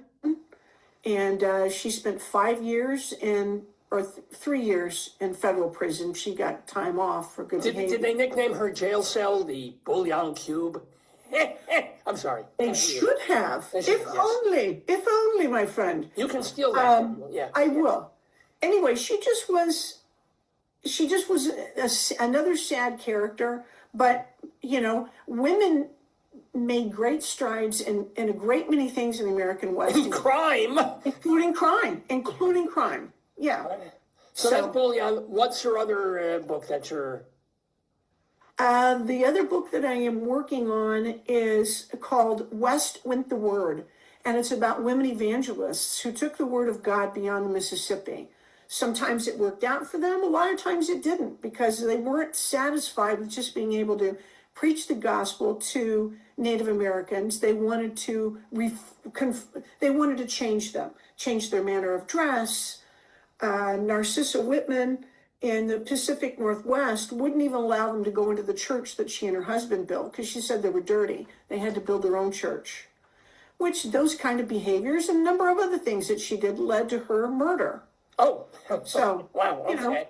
Now, this does lead me to ask a somewhat personal question here of Chris here. Is at one point, I don't know if it was before we started, we were off the air or on the air, you quoted from, I think it was Ecclesiastes. You seem like a religious person. You're a co-writer, the Armenian dude. He's very, very Goyish and Christian. And how much does religion play into your life?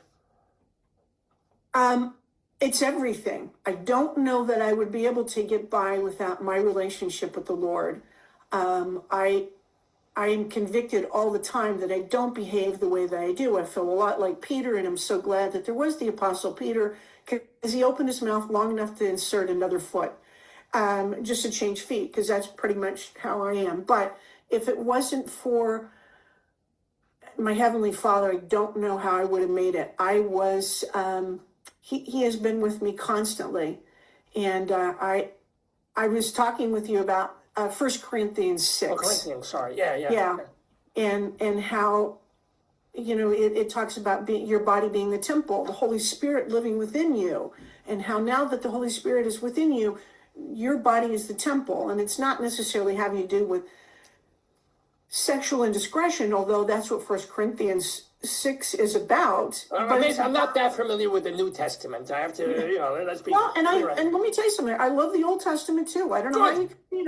I don't know how you can read Isaiah and not know what's going to happen. I mean, my favorite book is Malachi. I don't know. My favorite verse is in Second Kings 16, which is about eyesight, which is about being able to see beyond what your naked eye sees, but be able to see. Or if we're being, semi-clothed eye, because the nudity is a problem. So, let's see beyond your semi-clothed eyeballs. But you are a true, actual believer, but a spiritual believer, and it works for you, obviously. It's taking you were a woman who were in 5 car crashes in a year, right? Or something like that, or... That's true, right? Right.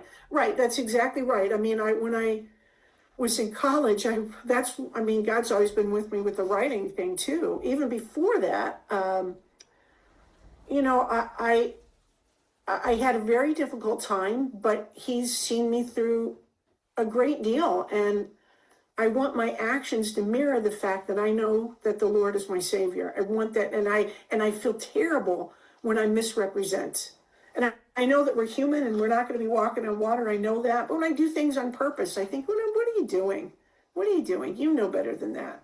And so I want to be mindful of that. I'm not going to, none of us are perfect. I just know that I'm saved. I know that he lives. I know that he lives in my heart. I just wish I could walk on borscht. I love the word. I love the book of Malachi. I know you can read Malachi and not get jazzed. I mean, Malachi is great. I love Hosea. I love, listen, Lamentations, you can take that.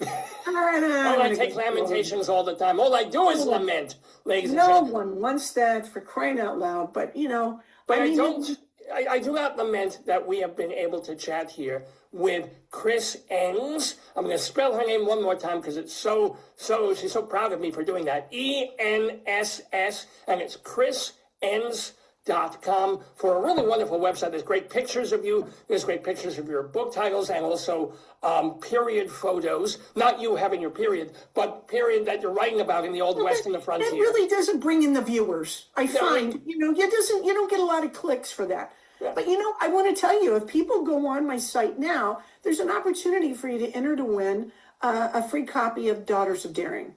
So, just go and enter to win. I give away a book a month anyway. So, but you know what? This woman deserves to be paid. She works 12 hours a day writing. So, you can buy the friggin' book. It's called Daughters of Daring, as she said, Hollywood's cowgirl stunt women from Lions Press. Not to mention that most of your other books, if not all of them, are still available there for purchase. Yes? Yeah, absolutely so. Yeah, you can get all of them. I mean, my most recent one, prior to Daughters of Daring, was Meet the Kellys. It's about Machine Gun Kelly and his wife, Catherine Thorne Kelly. Gangsters. I mean, who doesn't love a good gangster story? I'm sure, and when you get Machine Gun Kelly, you're certainly going to want to rifle through that book. Damn it. Okay. Oh, I got a million of them. I do. Anyway, Chris Enss, you've got to come back with us, in a month or two when you've written 4 more books. So we want to get you back more stories, because we haven't even talked about the physicians in the West, the new books, more characters, more that you care about and share about. A delight. Chris Enss, thank you so much. And Thank you. Thank you. Shalom, shalom. Chris Enss in the Daverhood with Rabbi Sol Solomon on this 1016th episode of The Dave's Gone By. My hair is still. There we go. Dave's Gone By. Podcastio Programmio of the stream, live on this Saturday, January 17th, 2026. Remember, if you want to share that wonderful conversation that Rabbi Sol just had with Chris Enss, it will be available on this Facebook page as soon as the show's over. You can watch the whole show. Plus, we upload and archive everything to davesgoneby.com. Give us a day to get everything set and rolling and uploaded. But yeah, davesgoneby.com, all of our archives, every episode we've ever done that we've been able to save, every interview we've done, every skit or song, we even have separate archives of them at davesgoneby.com. Plus, we put all our archives at archive.org, archive.org. And if you just care about the audio, let's say you don't have time to sit there and watch this face for 3 hours, you're pedaling on a bike, you're at the gym, you're on a train, you're on a plane, you're flying a plane. You should not be watching me while you're trying to fly a plane. But if you want to listen, then castbox.fm is a podcasting place where you can just download the audio of every program we've done. Look for our channel on castbox.fm, as well as our channel on YouTube and our channel anywhere else. Well, we have an Instagram page, but it's basically just to promote the show, david.lefkowitz. We have our Twitter feed or an x.com feed, which is Radio Dave 2, Radio Dave the number 2. Lots of places to enjoy our archives and to keep apprised of what we're doing week by week by week on this program. What? You want to hear a dad joke? Let's see. Here we go. Here's the official dad joke button of the Dave's Gone By program. What do you call a man with no nose and no body? Nobody knows. Get that? Get that, hon? That's my darling and adorable wife who just handed this joke button to me. What? Really? Another one? All right. Okay. I have a fear of elevators, but I started taking steps to avoid it. What do you mean, get it? Taking steps to avoid? I thought that would get a rise out of you. No.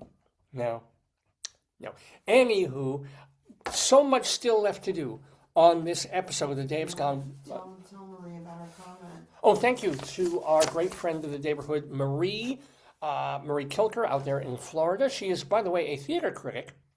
I don't know if I tell you guys this enough, but if you want to read her reviews of theater in the Sarasota, Florida area, Florida Studio Theater, the Oslo that they have out there, just go to totaltheater.com. And yes, that is a personal promotion because that is the website that I founded and edit. It's totaltheater.com and read Marie Kilker's reviews. I might as well spell her name, Kilker. And yeah, she writes, if you're curious about what shows, musicals and plays that they're doing at, in that area. Plus she covers the West Coast Black Theater Troupe. She hasn't written something about them in a few weeks. Maybe they don't start their season. There's me. I'm on the air. I'm broadcasting live to you. The episode is called Split Ends in honor of our guest, and we are far from ending this particular episode because we still have, oh my gosh, Greeley Times to do. We have Bunion Watch. I have to. I'm going to do a Bunion Watch today. And then StoryTime, where we will, of course, read, in honor of my upcoming birthday, First Pika Flap Potty. Marvelous book there. Yes, we'll call that one a wipe. And then we will have the brand new song, The New Tzuris, created by me and Rabbi Sol Solomon, all about the troubles of the day, and our Colorado Limerick of the Damned for Chipeta, Colorado. So lots and lots and lots of very cool stuff to do for the rest of this episode on this snowy day in the Daverhood here in northern Baltimore area. But let me talk to the missus for a bit before we get to Greeley Times. Hello, Mrs. Hello. How's you, my darling? Yeah, trouble. Actually, some really good things happening. We won't talk about, but congratulations on something that's really good. And then other things that are just always in flux and not great and whatever. It is what it's life. It's friggin' life is what it is. I'm happy to spend this portion of my life with ya. Here's something I didn't want to talk to you or talk with you about. I mentioned this like 2 or 3 days ago. What's that? As I get older, I get nostalgic. And the look on it was like, oh, God. Yeah, I get nostalgic. I start thinking about things. I'm nostalgic for things that I didn't even think about or care about when they were happening. So, a lot of times I have to make phone calls. I got to deal with banks and credit card companies, and I call them. And for years and years and years, what you would do, you don't get an immediate person ever, ever, ever, right? They put you first through all the audio phone stuff. It's like, thank you for calling. We would love to write your call in the proper... But the thing that they used to say all the time was, if you wanted to hear the instructions and things in Spanish, right? Right. And there was something I never did because I speak English and I took only a few years of high school Spanish, but I always loved hearing, si quieres español, marque el ocho. Marque el número ocho. They never says marque el número ocho. Marque el ocho. And I was like, cool. I don't know why I found that cool. It was never like English 1, Spanish 2, which makes sense. English 1, Greek 2, Spanish 3. No, it was like marque el ocho. And I loved that. And this went on for a decade, 2 or 3 decades. And I at first I was a little resentful of like, why would companies go through this and make this whole directory and things in Spanish? I mean, you're in America, speak English, as MAGA people would say. But then I realized it's like, if you have these people calling, and it's kind of like when I was talking about WEVD before, if you have these people who are first gen or maybe second gen and they don't have English yet, and then they need something, they want something, it becomes more of a problem and more frustration and man hours on both sides. If they suddenly have to wait for an operator, then they've got 8 words of English and the operator has 7 words of Spanish and trying to communicate. Just, putting things in Spanish just helps smooth the process much easier on both sides. So why not? Why? You do a little bit of recording, you hit a few numbers, and it solves so many problems and saves so much time. So I got to appreciate it and understand. It's like, si quieres para instrucciones en español, marque el ocho, right? But now, you still have to sit through the instructions of like, instead of just calling and getting somebody, you still have to like press one thing, but it's no longer marque el ocho.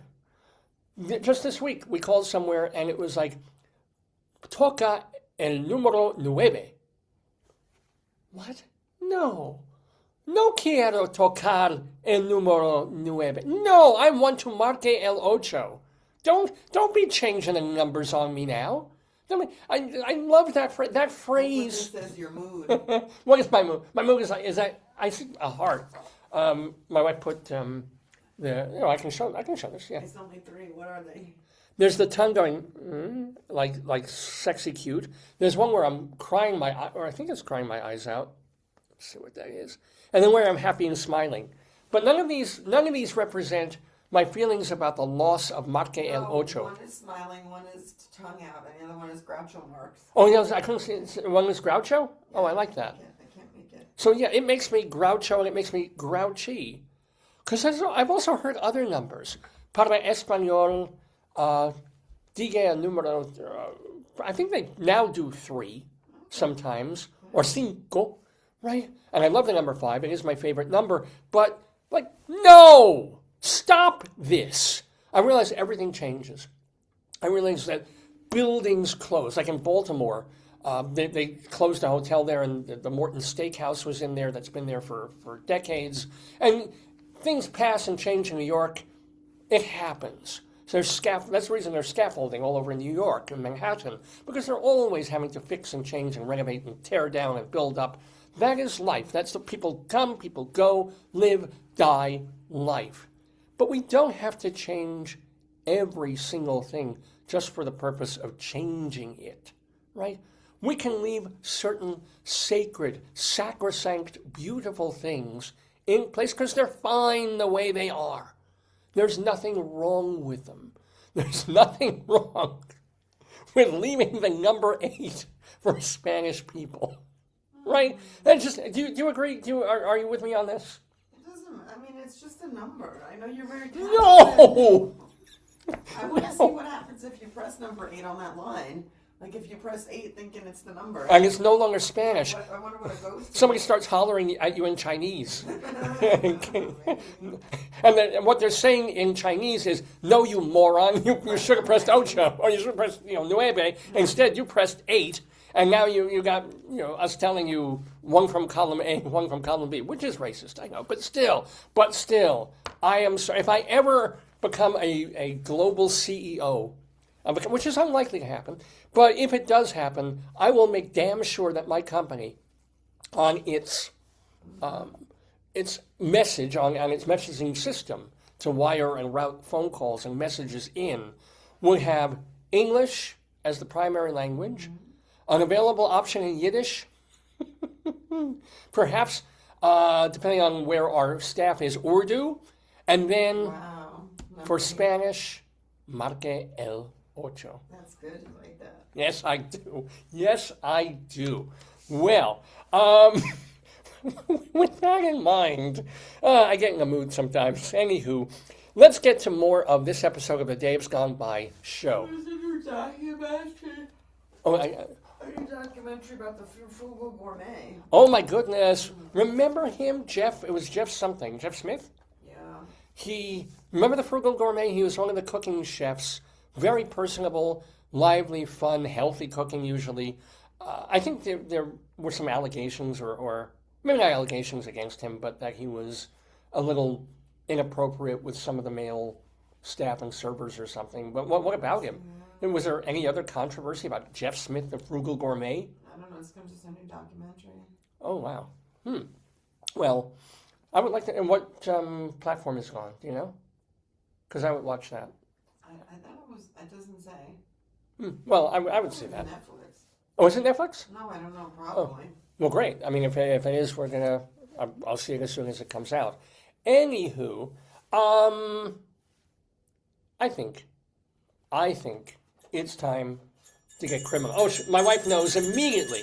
Immediately, the criminality begins, because this is time for Greeley Times, ladies and gentlemen, based on a column that appears weekly in the Greeley Tribune newspaper.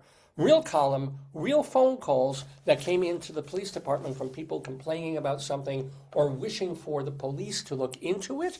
Got to give props, by the way, to Andrea Grajeda, who is the new person there at the Tribune compiling these from the police dispatch, actual transcripts and blotter, or however the newspaper gets these things. So, ladies and gentlemen, please be prepared for Greeley Times! Oh, we already have a call. You know what, I'm gonna do the dab button. Yeah. Hello? Hello? I can't, can you speak up, please? Oh, thanks for calling back, yeah. A caller from an unknown address suspected someone was going into her apartment with an animal and letting them defecate near her dishes. The caller did not follow up with officers. So here's the question. At least, first of all, it wasn't on the dishes. Mm-hmm. Second of all, you wouldn't keep dishes on the floor. So this is an animal that would have had to, as you say, maybe a cat. Probably a cat. Yeah, because a dog even. wouldn't go on the kitchen like that. Unless you have like her ex-boyfriend or something, he's like, come on, Rover, come on. Unless it was a Great Dane. Something huge. Oh my goodness. Oh, another call. Let me get it on the Potty line. Get it, little joke there. A caller. Where are you from? Oh, it's windy there. A caller from an unknown address said she was worried, speaking of pets, about all the pets left in her son's house while her son was in jail. And his wife recently moved back in with her parents. Now, the pets included 1 dog, 4 cats. Find the noise for this one. 2 hermit crabs. It's snow in the woods. Maybe clicking noises. Maybe this one. Wait. Kinda. And a snake. We don't have snake noises. I think we can get a sense of what this kid is. The officer met with the wife who proved that the animals were taken care of and they would be rehomed or surrendered. So I'm so glad. I'm so glad the crabs and the snake get a good home. I guess that's what they mean when they ask if you have the crabs. Oh, ho! That's pretty good. Pooh phone! Now, hey, Pooey, were you near some dishes the other day? I'm not talking.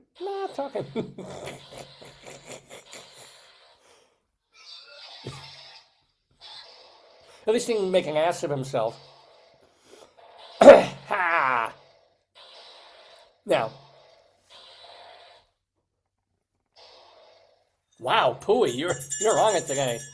A caller from an unknown address. What is it with all the unknown addresses? They don't want to say. Well, yeah. Because we have shame. They should. But I think maybe they have to redact or something, because they won't call. The police would be able to find anybody who calls in where they actually don't are. give their address. Maybe they say, what's your address? People say, I don't want to say. So this person received a phone call stating that, she missed jury duty. But she never received a summons. Oh, God, I'm not a flashback. And the person on the phone told her that the judge was wondering why she was not there for jury duty. This woman was advised, this was a scam, and that she should call the courthouse if she had any other questions.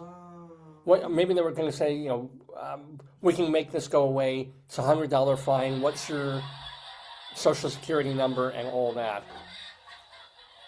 So by the way, Pooey, have you ever been on a court trial? Why, sure. I've been at jury duty. Ha ha ha ha! Oh my goodness. Dang it, jury duty? Oh, balloon phone. Hey-o. There's a lot of static on this thing. Let me get this less staticky. Oh, wow. Oh, here we go. We did this last week. So much fun. You can actually partially reinflate a balloon just by doing that. I should do this with my prostate. All right, here we go. A caller from an unknown address said his mother threw a tortilla at him. I guess they had some kind of flap. An officer spoke with him, and they spoke about the son and his mother giving each other space, and his getting a place of his own soon. Well, at least it wasn't a burrito filled with, hot molten cheese and beans and stuff. True. Just a tortilla. That's okay. That's, can't think of another tortilla joke. And here I was on a roll. Get it? Get it? My jokes are really starting to flower.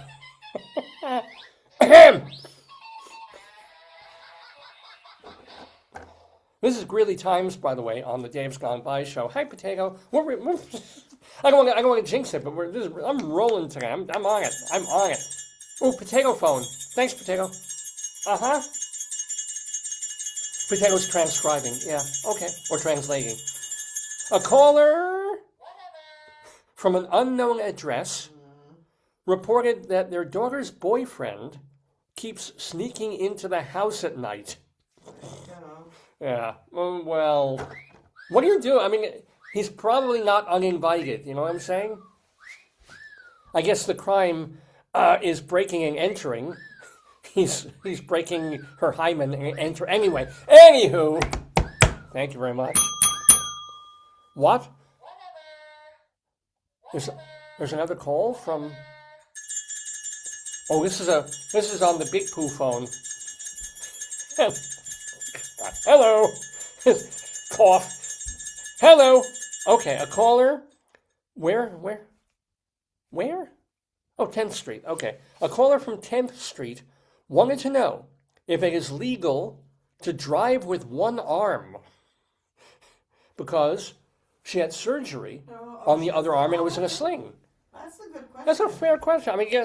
I don't know if it is. It probably is illegal, right? No, it can't. It can't. I mean, if you have people, No, I mean if you have like a broken arm. yeah. I mean, you can drive safely with a single hand. God knows I do a lot of things with one. Let me ask. Yeah. Is it legal to drive with only one hand? Legal. Legal. You have to demonstrate the ability to maintain safe control of the vehicle. Fair. As long as you can, drive the vehicle safely. That's what. Reasonable. Yeah. Right. I always wonder if there are people with no arms who have their cars They have jerry-rigged modification, yeah. to do their thing. It made me almost want to do Bunion Watch, which we'll do later. Okay, one more, and then we'll do an elsewhere. Oh boy, a caller. Where's this caller from? Wait, where's the phone? I can't. Oh, the trombone phone. Yahoo. Yeah, a caller from 6th Street said, "Ugh, a dead squirrel in front of the building was, quote, freaking residents out." Yeah, of course, because they're human beings. We see dead squirrels like almost every day on the road. I remember we had friends who lived in New York, in the city. Yeah. And one time I was taking our kids for a walk, and there was a dead rat on the stoop. Ew. And Ew. then they said, "Oh, the rat's sleeping." I'm like, "Yeah, he's sleeping all right. He's taking the deep sleep."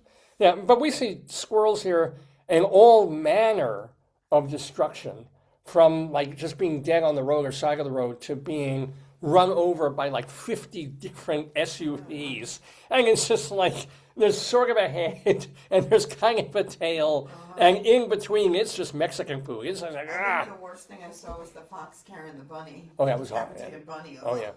I still can see it. Yeah, it was not Yeah. good. And what did I pick up? There was probably a cat or a fox left. It was either a dead rabbit or on. I thought it was a mouse or something. Might have been a mouse. I honestly don't remember. I hope it was a mouse, but it might have been a little baby bunny that I had to sort of pick up. I think it was on number ocho. And by the way, the caller wanted police to help remove the dead squirrel. Isn't that like the town? I know. I mean, I don't know. It's you with a shovel. Sorry, To be fair, though, the reason the squirrel freaked everybody out when they saw it is they had never before seen Rocky without his goggles. Oh. Get it? Yeah. I was going so well until that joke. It's elsewhere time!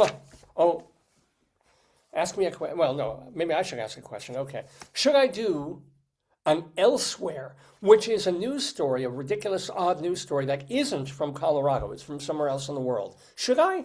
Why didn't I think of that? Well, because my show, I'm the producer and the writer and the host and chief cook and bottle washer. So, yeah, I'm going to do it. So thank you for the encouragement. Are you looking forward to it? If you're happy, I'm happy. Well, thank you. Thank you, yes, dear button. Here. This is an elsewhere from Cherokee County, Georgia. And again, this one comes from a collection in the Shepherd Express, which is this wonderful thing that aggregates every week ridiculous news of the world. So, no good deed goes unpunished. An unnamed man, speaking of dead squirrels, an unnamed man saw an injured raccoon in the road and stopped to help it.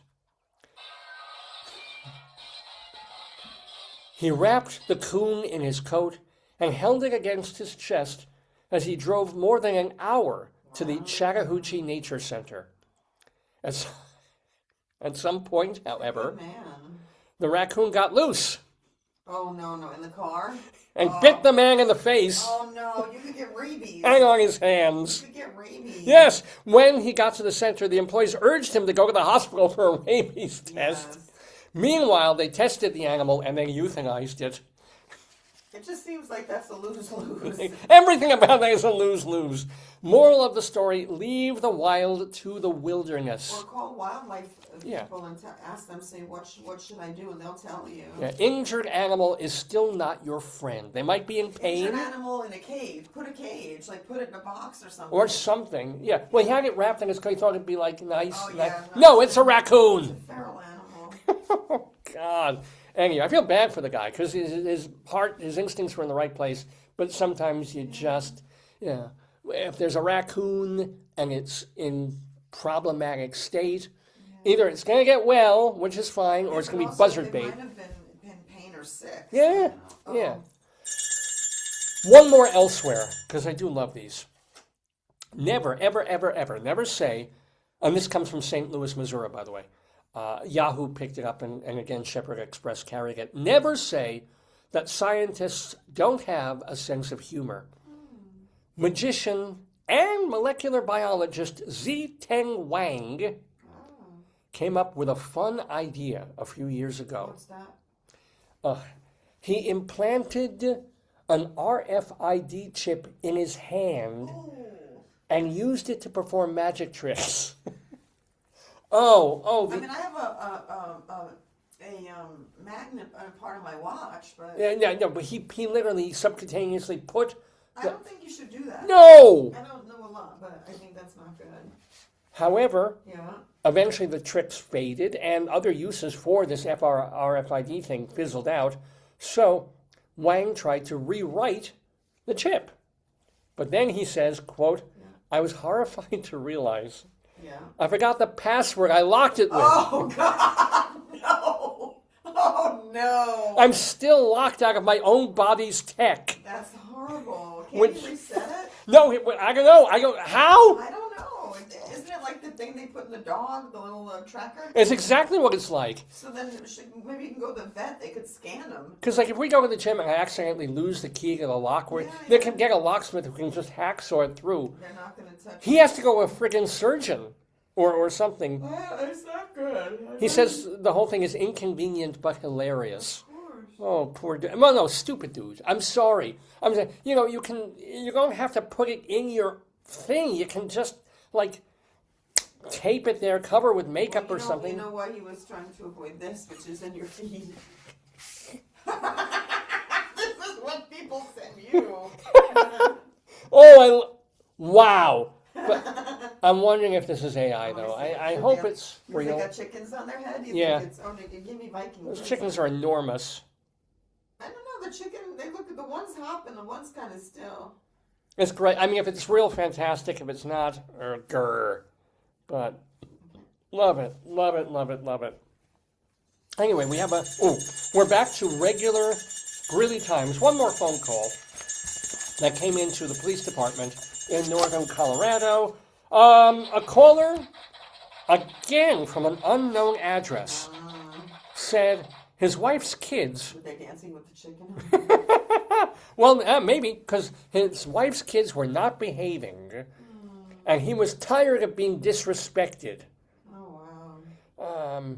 It's kind of like I'm sure the police were like, well, why are you calling us? And I'll bet the guy said, I'm calling anyone who'll listen. Help! I bet you.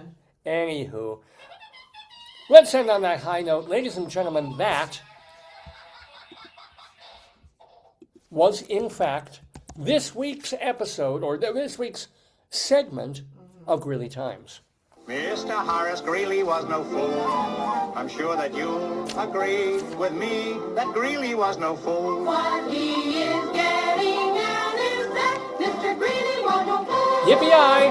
Yippee-yi, yippee-yi, yippee-yi, yi-yi, yippee, yippee, yippee. Yes, ladies and gentlemen, bit of story time on Dave's Gone By, where it's about 7 minutes to the 11 o'clock hour Eastern Time here in the Daverhood. You're watching the 1016th edition of the Dave's Gone By show live on this January 17th, 2026. We're calling the episode Split Ends in honor of our really wonderful guest, Chris Enss. Do go to her website, do get her books. And we'll thank her again later in the show, as well as pay a quick tribute to our friends of the Daverhood, people who've been on this program in months and years past. But that's coming up.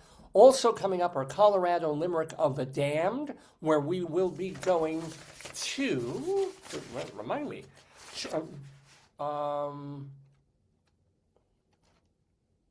what? Uh-oh. Oh, I've got to go find it. Oh, no. whoops, I didn't repost. Anyway, it's Chipeta, Colorado. I've got to actually go find the file on that because I forgot to Oh no, shame on old Dave. I didn't put in the new poem into my notes, so I've got to go find the poem of the day. I can find it in a couple of seconds right here. How did I manage that? How do I work this? Well, I guess I forgot. I didn't get the information about Chipeta, although I thought I did.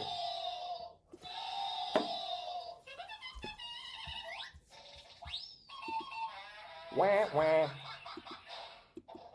But I will find it. I am finding it as we speak.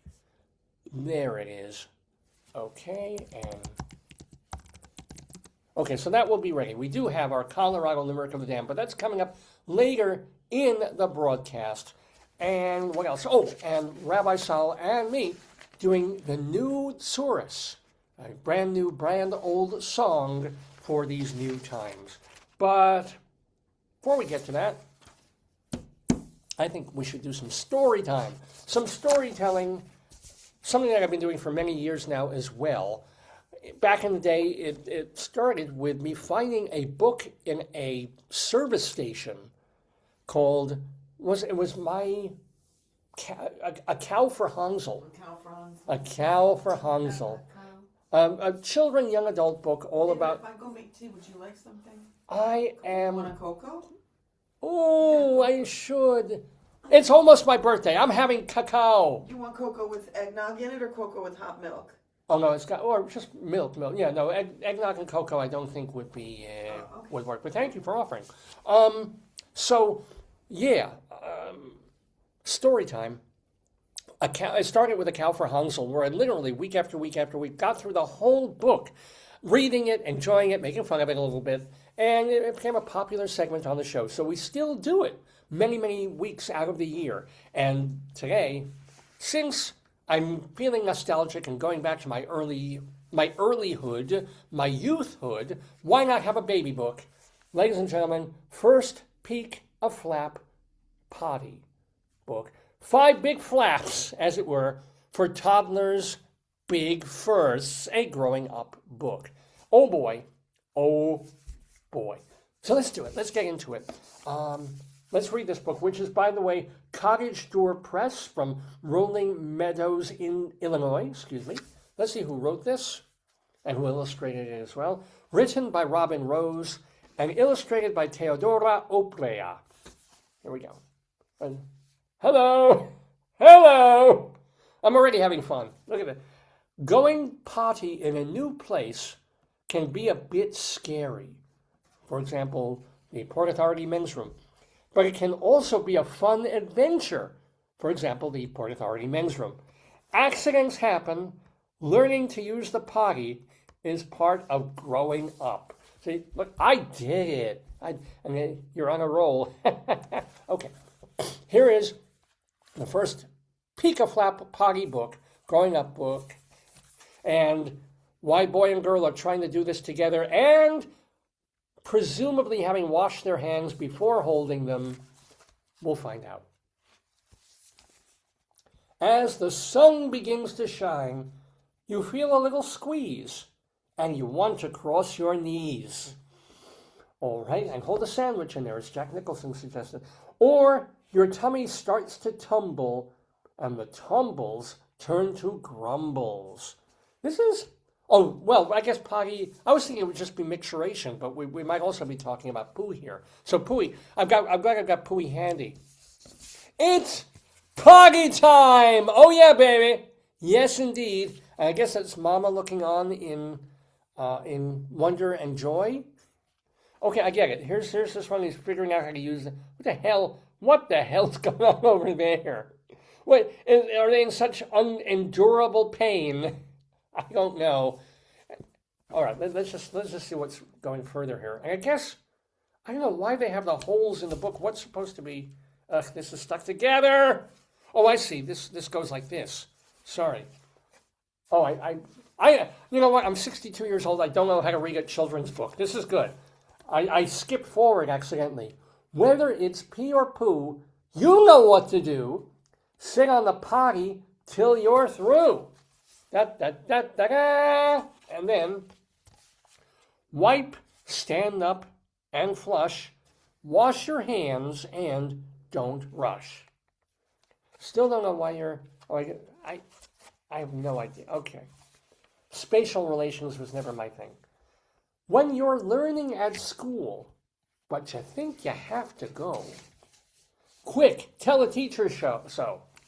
And, as funny as this is, and I'm mocking this, I was not good at that. I was very embarrassed. I was incredibly pee shy. And up until I think third grade, maybe second grade, I would sit at my desk and pee and hope that nobody would notice.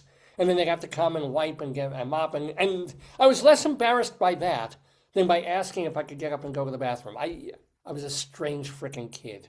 Anywho, it's potty time! Yeah, baby! There we go. It's kind of like the village people there just going across and with a happy little star. Oh boy. What else can possibly happen? I mean, we basically covered everything already, and we're only 2 pages into the book. No matter where you are, you're a potty star. This one has a wide stance. You made sure to try. You stayed all dry. Flush, wash hands. Bye-bye. Okay, there we go. So there's the instructive teacher. If the teacher's following the children into the bathroom and watching them pee and poo, we might want to have some words with that teacher and get police involved. I don't know. Remember, use soap to blast off germs. Let's see what's next. I think I'll open this correctly the first time. Here we go. When you're out and about, though you might be in doubt, you're wiggling in your seat, you must go before you eat.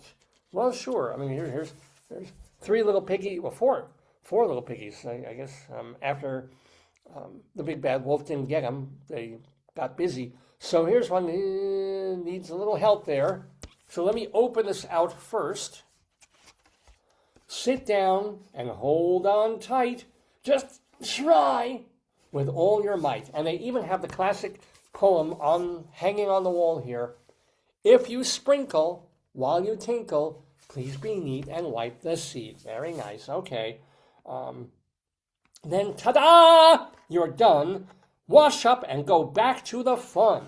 And so here we have very, very strange bathroom here because they've got employees must wash hands, and then like ice cream and a bucket for your detritus with food on it. I don't get it, but it's potty time.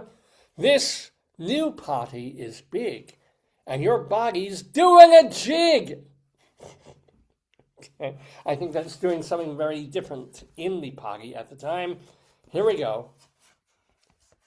At a friend's, playing hard, in the house or in the yard, one thing does not change. When you gotta go, listen, your body tells you so. So here all the friends are playing, right? And here's the white rabbit who wants to get into mommy's medicine cabinet. Crocodile doesn't look so good either. What'll happen? Oh my gosh, what to do? It's different from at home, but no matter where you roam, you'll be just fine if you get to the potty on time. And it's a very, very nice bathroom. Very, very, very nice friend's house thing. Oh, no, oh, I love this. Look, they hide cute little things in children's books like that. Look at that adorable little octopus. I want him. I want that. Okay. Ask your friends where to go. Hurry, hurry. Don't be slow. It's potty time. How much more? How much? What other places? Where else? If this is in a car on the highway, this could get interesting. Scrubbed, brushed, and clean. Here we go. Like right before bedtime. I think there's a little bit more. Don't put up a fight to stay dry through the night. It's potty time. Okay, fine. Jesus.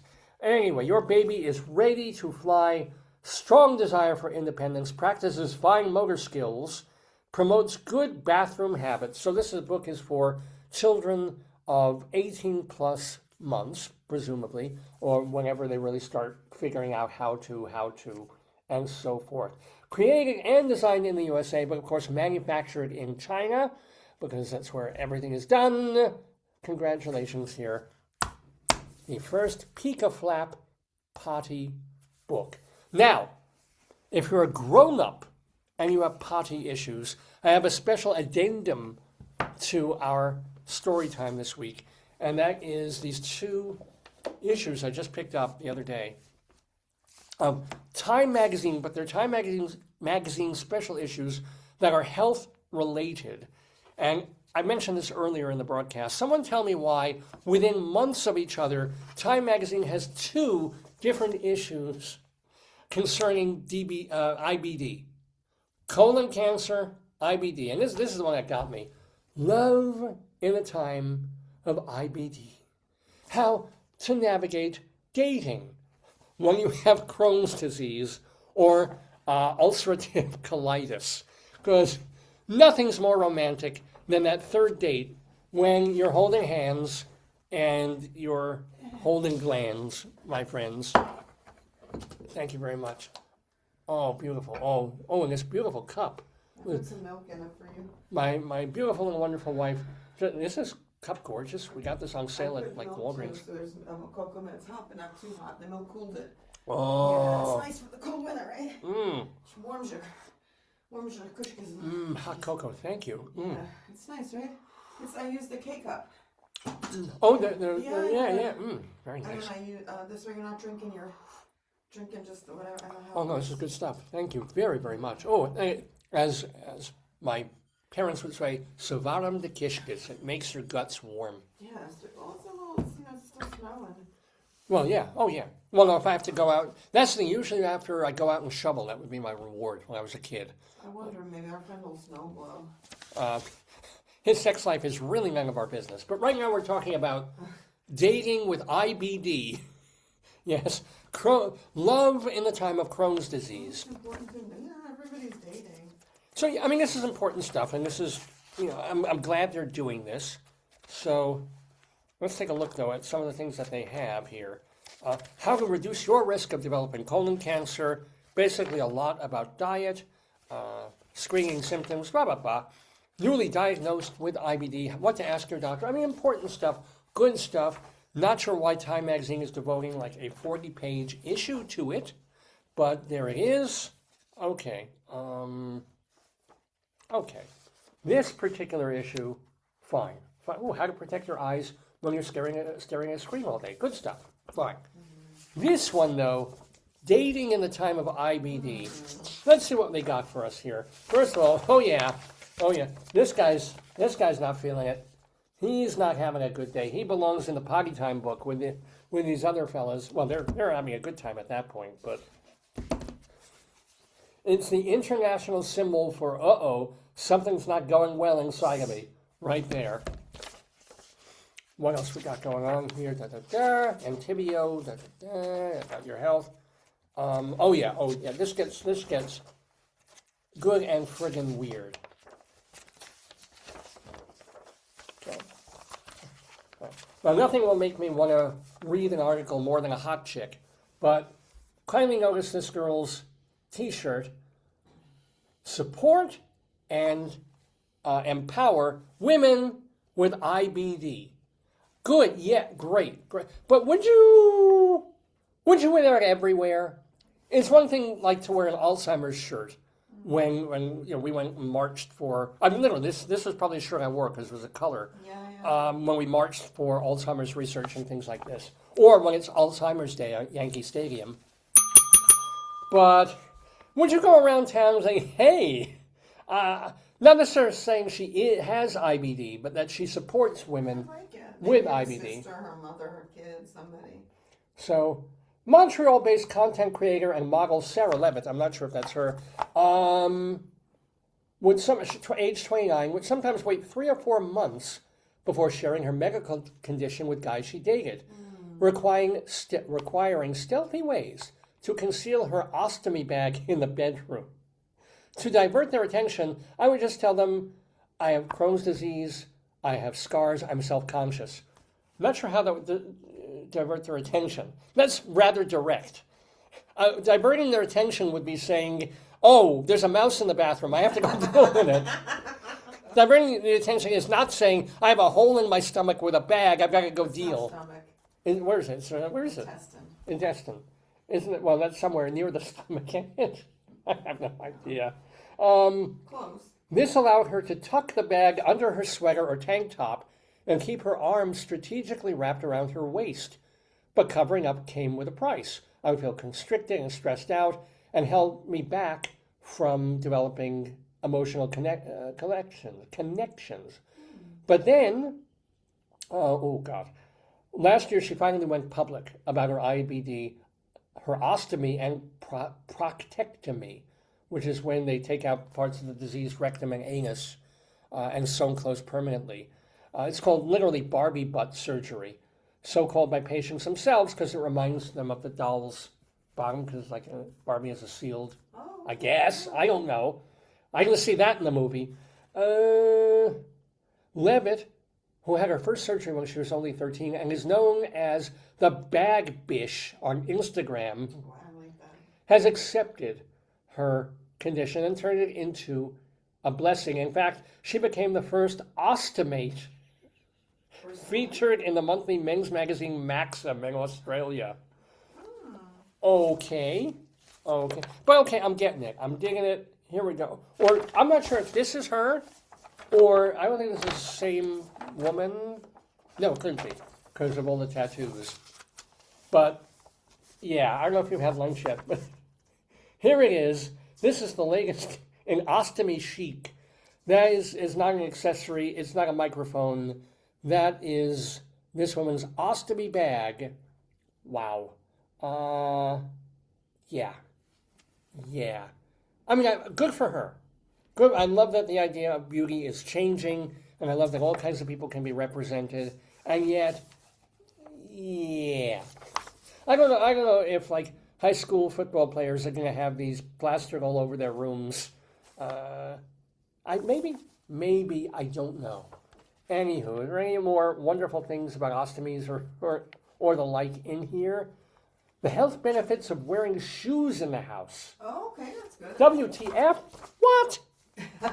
You should read that. If there's rusty nails and you step on them, you don't get tetanus. What? I've not worn shoes.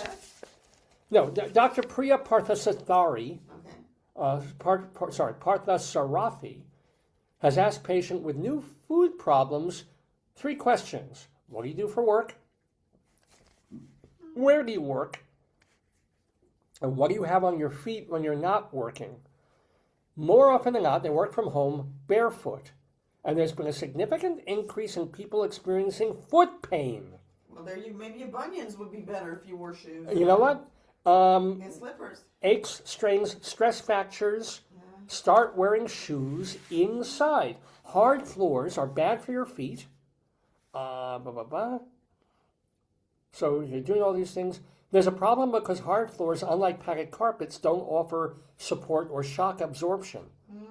So if you're barefoot, only your fat pad, the inner layer of fat located under the ball of the foot and the heel, will absorb that repetitive impact, and there's a cumulative effect.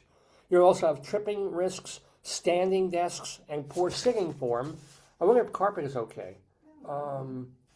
What to look for in an indoor shoe? Well, I assume they're not asking you to wear hobnailed boots.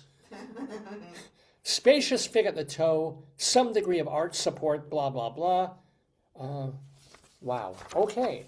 Would never occur to me, but hey, if it works for you, everybody, for me, no.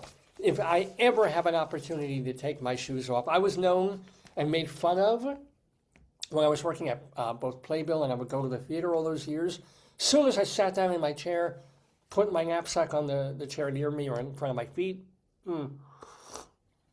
got my Playbill out, started rigging it, off came the shoes. I'm like, I am going to be comfortable with my Tootsies. I spent so many years as a child miserably trapped in orthopedic shoes because of my flat feet and bunions.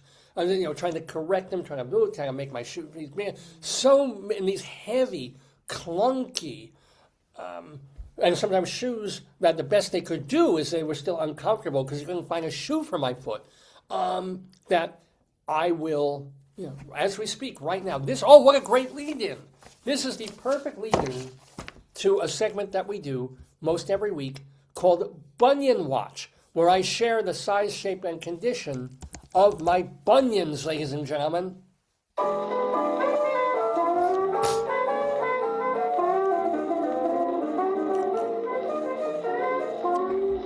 Bones and bunions, big as onions, corn and bunions on each toe. Oh, is that wonderful? Yes, ladies and gentlemen. So here, I'm purposely setting this down. Here it comes. Gotta be careful about this. And we're gonna leave the sock on, because weirdly enough, sometimes it's more impressive when I have the sock on the bunion than when I don't. Here's my right foot. I'm doing a little advertisement for Hanes here. Although, these are not my favorite socks either. I don't like these nearly as much as the gold toe. But notice here in case you can't. There's my bunion. Look at that curve. Check it out. Especially when I lay it down like this on a hard surface. See, woo. Now my bunion has not been giving me any trouble. It hasn't grown as appreciably any bigger, or done any more curving over that they do with a hammer toe. Although I do have a rather pronounced hammer toe. Let's take a look at the left foot bunion, which was the bunion that started it all. Here we go. Smaller, as we know, than my right foot bunion.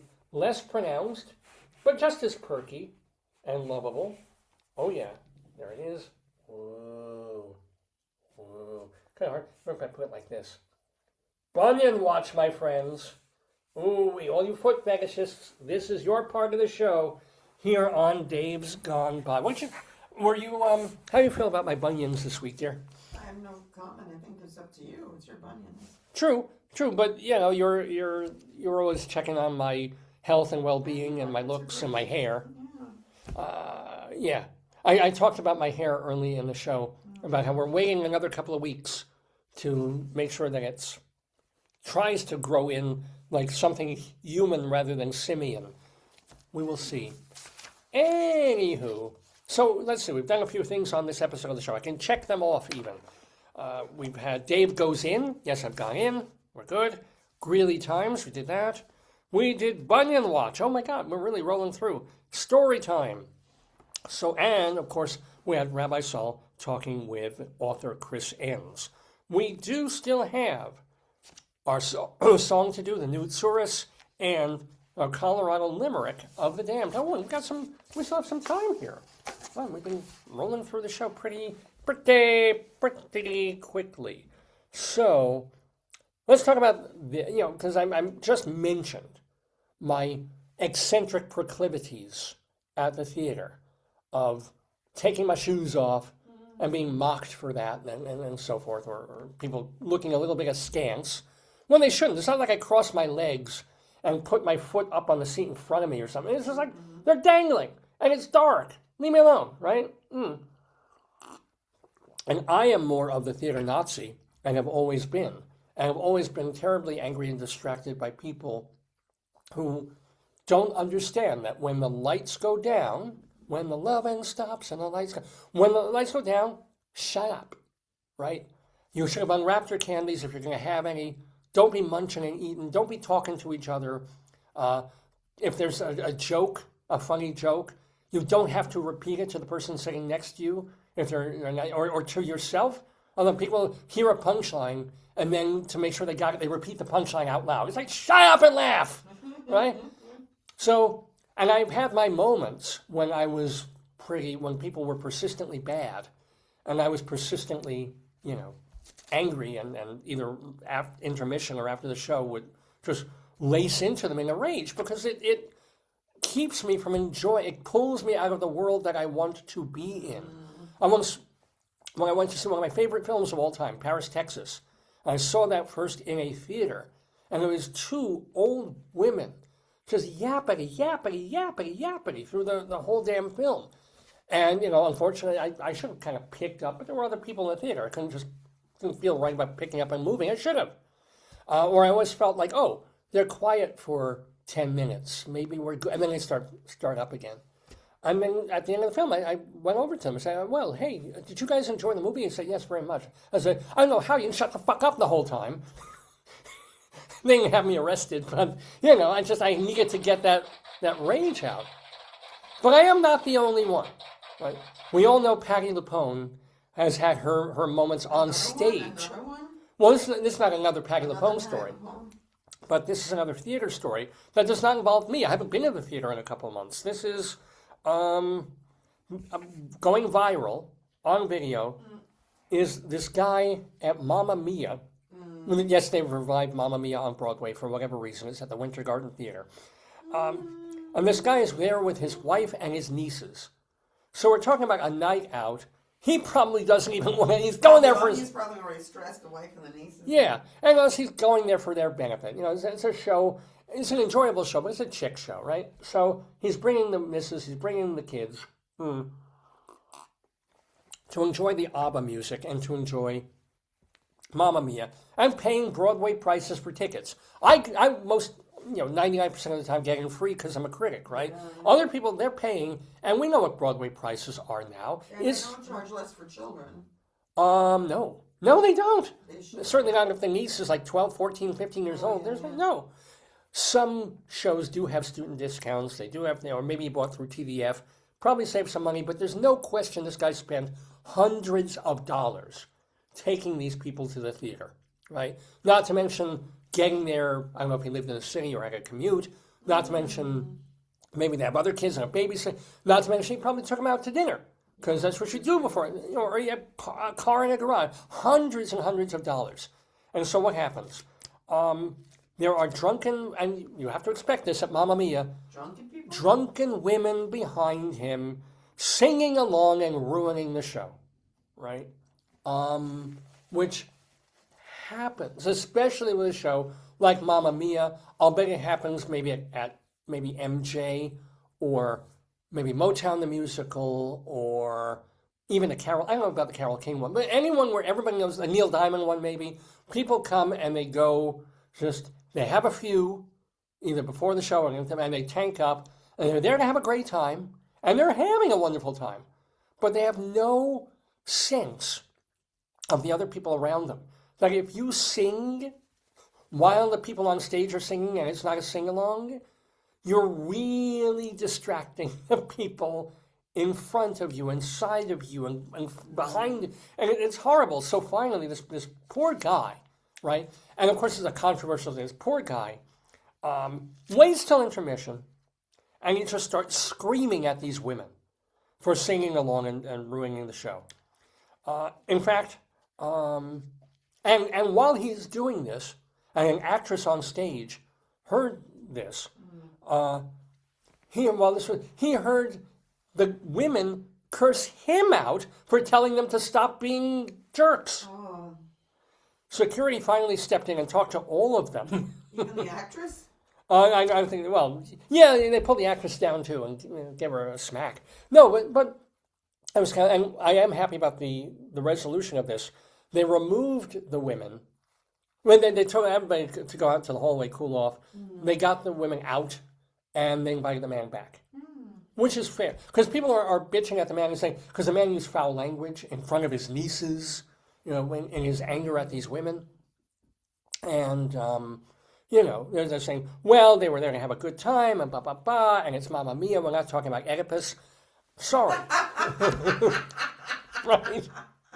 Give me drunken people like Oedipus. It's not Long Day's Journey. It's oh my, what is he doing to his eyes? No, don't do that. You won't see again. Maybe just poke your ear with something. No, right? But I absolutely would have been this man.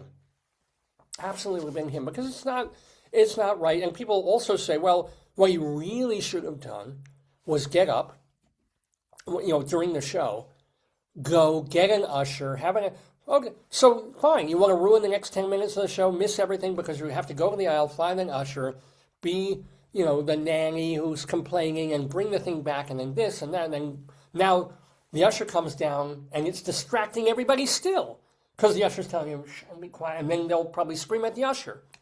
So I get, and it's also isn't a given that the guy's singing on the aisle. I don't know where he was singing. Oh, that's interesting. So to get out of your seat, you're annoying everybody as much as the woman is annoying. That's No. a tough one. No. So I am on team viral guy, 195%. And if he used naughty language, I'm amazed he didn't slug them. Honest to God, because it's not as if, he suddenly at the intermission turned around and laced into them. Through the whole first act, he's shh and turning and going, giving the faces and saying, please, be quiet. And more, they're upset with him for ruining their time. Well, they could solve it very easily. How? They do this when I was in Pennsylvania at one of the churches. They have a children's room with plexiglass and it's soundproof. So they're all the kids and the mothers, wherever wants to go, dad, mother, granny, anybody, they're on the side. They can see everything. It's just soundproof. Ooh. So why don't they do in all the musicals? Yeah. They could have people in a section, which is fine, right? Where they Yeah, can still enjoy the musical, but there could be some soundproofing, so it doesn't distract the view. Right. I mean, I think that's the first thing they have to rebuild, to spend thousands and thousands of dollars to make a thing. But okay. Maybe there's some kind of like there's an electronic fence for the mosquitoes. There could be some kind of electronic sound. I like it. I like that idea quite a bit because,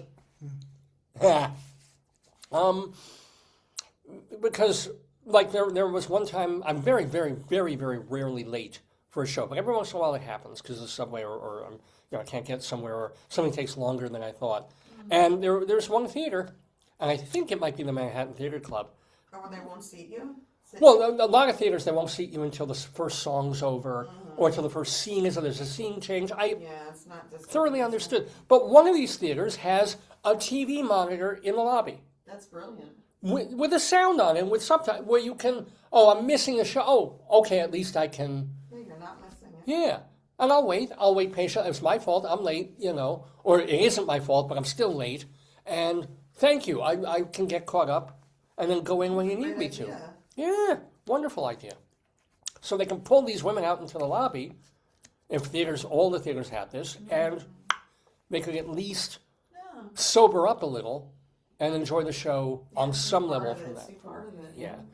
Anywho, so I did want to mention that and give a thumbs up to that guy. Anything you want to talk about? Those are my thoughts for the week. We're going to talk about going to the Word gym. of the day?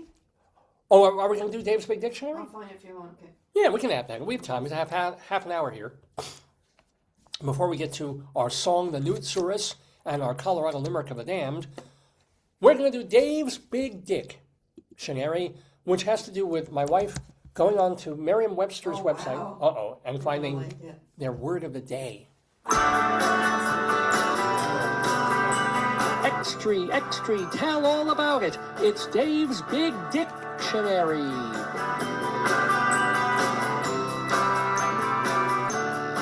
So I've really no idea, and I'm now having to do this really instantaneously, which is the way that this It's supposed was to conceived. work. Yeah, that was the goal of this segment. Okay, it's a great word, though. So Merriam-Webster's word of the day is notorious. Notorious. People and things that are well known Remember or... the Duran Duran song? Oh. Notorious. Is that I don't know Duran Duran. Notorious was part of the song, yeah. Yeah. People who are things that are well known or famous, particularly for something bad or unfavorable. The city is notorious for its hot and humid summers, for example. Did you know? For those who don't give a fig about a bad reputation, being notorious for unpopular behavior is no biggie. Like the guy, remember we saw the guy, the paparazzi guy in Italy. He was he was a media narcissist for media. Oh, yeah. He wouldn't care. He wanted notoriety, if you he will. didn't care if it was. It can be a synonym of famous, but it's more close to infamous. The Book of Common Prayer of 1549, according to Merriam-Webster, includes one of the first known uses of the unfavorable meaning in print, referring to notorious sinners. And they have some rather notorious spelling there because they spell sin, S-Y-N. Wow. Where's the origin? How come they don't have... Oh, that's what I really want. It's an adjective, but they're not doing I'll find it for you. the etymology of it. Maybe they don't. Let me see. Oh, you want the origin of notorious? Yeah, notor, N-O-T, is it Latin? Probably. Provide the origin of the word notorious.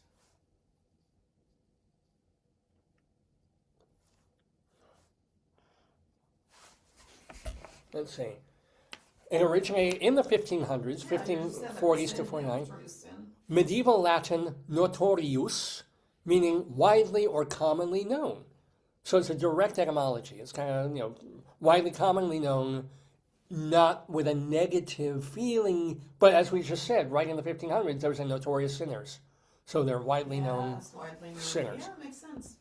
So let me... I like to look through your Facebook. Oh, please, yeah. See if anyone's- But let me just talk about, that's the idea of Dave's Big Dictionary, to take a word I wasn't planning on talking about and thinking of something extemporaneously for a couple of minutes to say where the word puts my head. First thing it actually puts in my head is Alfred Hitchcock, because it's one of his lesser known great films. And my problem right now is I don't remember which one it was. I think it's a Cary Grant Bergman one, or... Film Notorious. Who's in that one? Let me see. There's also a film called Rancho Notorious. It is Bergman. It's Bergman and Cary Grant. I remember the cast. I just don't remember anything about it. A spy thing. And it was probably great. I'd probably see it again and go like, God, Hitchcock was incredible. Anyway, so that's one. I've got nothing to say about that except my first thought. What about Is the Hitch. person we listened to in the car? The person we listen to in the car is... Oh, no, that's why I didn't make the connect. No, because Merriam-Webster was referencing him in their definition, in their example. What did they say? Biggie, because notorious, Biggie, small. Notorious B.I.G. B.I.G., yeah. I just got that now. I'm a little brain dead. Okay, got it. I've got to say, you're the one who's really introducing me to B.I.G. with a song that, what's the song that you're playing? What's Hypnotizing. Hypnotize. And I, as much as I've listened to some rap here and there, I never got into most of the rap of the era. And B.I.G. only had like 2 or 3 albums in his lifetime anyway, so it should be pretty easy to get into. But so that's another notorious thing that, and he died rather notoriously because Tupac. I don't know, or who? No, Biggie killed. What do they say? Biggie killed Tupac, or Tupac killed Biggie? What they think they were, it was Drake killed everybody. Who's the one who's supposed to have killed everybody? Puffy. Puffy. Yeah, P. Diddy killed this and that, and I can't follow. I don't want to follow. I don't care. I don't know. So that's not where I want to go with this word. I'm not. And it also makes me think of a notary public, which has nothing to do with anything.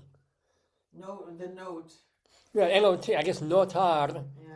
which is not notor. Maybe to recognize, right? Because notaries recognize documents. Notorious people are well recognized. And actually, this does make it, it's got nothing to do with notorious, but I did see a sign this week for someone who was like advertising that they were a licensed notary public. I wonder how important is that anymore, but I guess it is. You need these people for big documents, and my dad was. Oh, yeah. And it was one of the things he did even after he no longer worked in the New York City court system. He was a notary public for, and, I just remember this one time. It was the last time anybody ever asked him to notarize something. Because he felt very proud of it. It took the thing very seriously.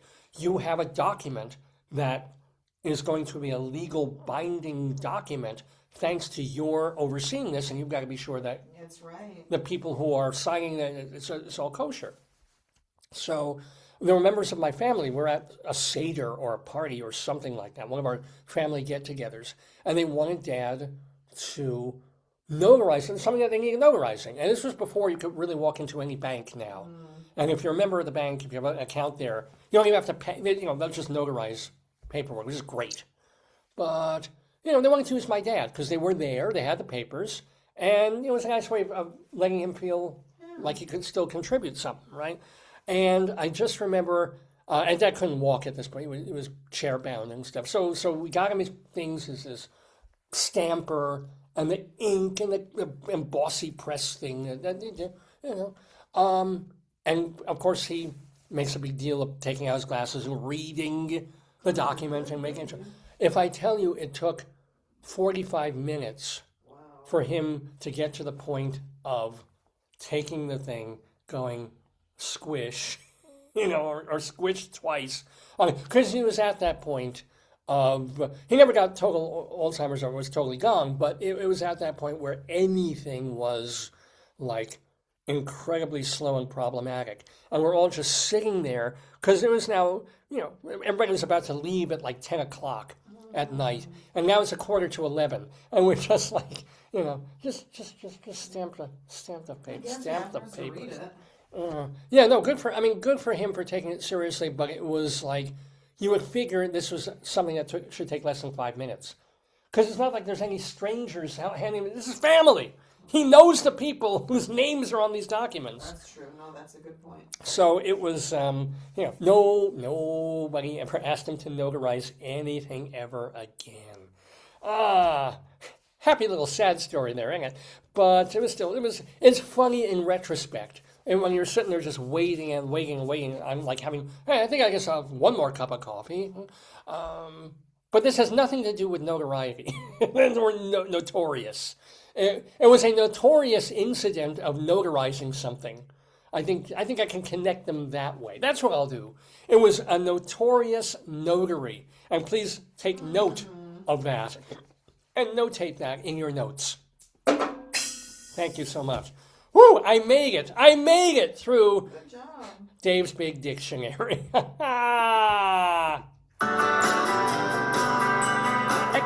Extra, tell all about it. It's Dave's Big Dictionary.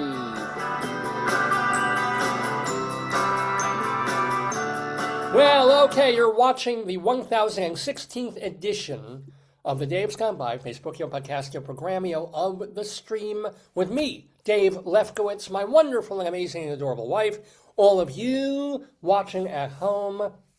And let's see, we still have our Colorado Limerick of the Damned coming up, and we want to thank so much Rabbi Sol Solomon for interviewing Chris Enss on the show. But Rabbi Sol was kind of busy this week. He and I collaborated on a song together.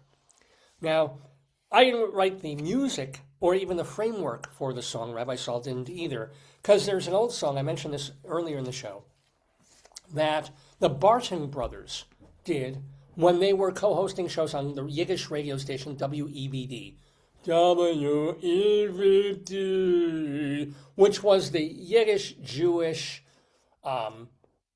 Polish-Russian place for Jews of the old country, or first-gen Jews, to have a place where they could hear Yiddish, they hear Jewish people talk about Jewish things and kosher things, and hear music that they were attuned to, Hasidic kind of music and Jewish pop. It was just this encompassing Jewish radio station that lasted probably, I guess it was till the early aughts, and then it shifted, I think, to WNSR, which is more directly Russian, but it still has a significant Jewish component to it. But anyway, the Barton brothers were on WEVD from, I think, the 40s up through maybe the 60s, 70s. And one of the things they did is they came up with this novelty tune where the chorus was klezmer musicians, this very, very catchy chorus, about Tzuris, about troubles, right? The troubles that this poor schlemazel, this guy having bad luck, would have in a comical way, usually topped by a punchline or a certain sense of irony. It's like, this happened, then this happened. Yeah, well, it couldn't be worse than that. Yes, it could, because then this happened. But trouble. So, and it's still, it's kind of hard for non-Yiddish speakers to enjoy the song because most of the song is in Yiddish.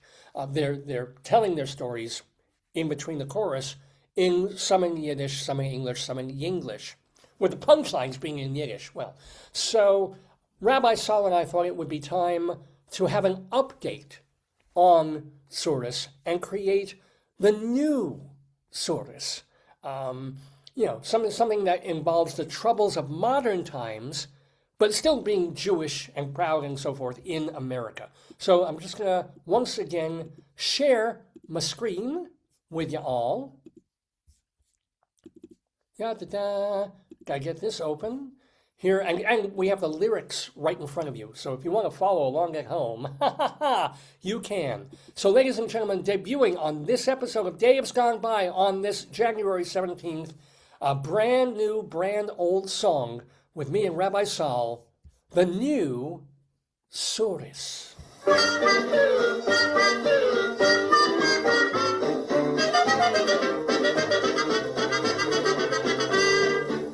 Hey, lucky. What I'm lucky.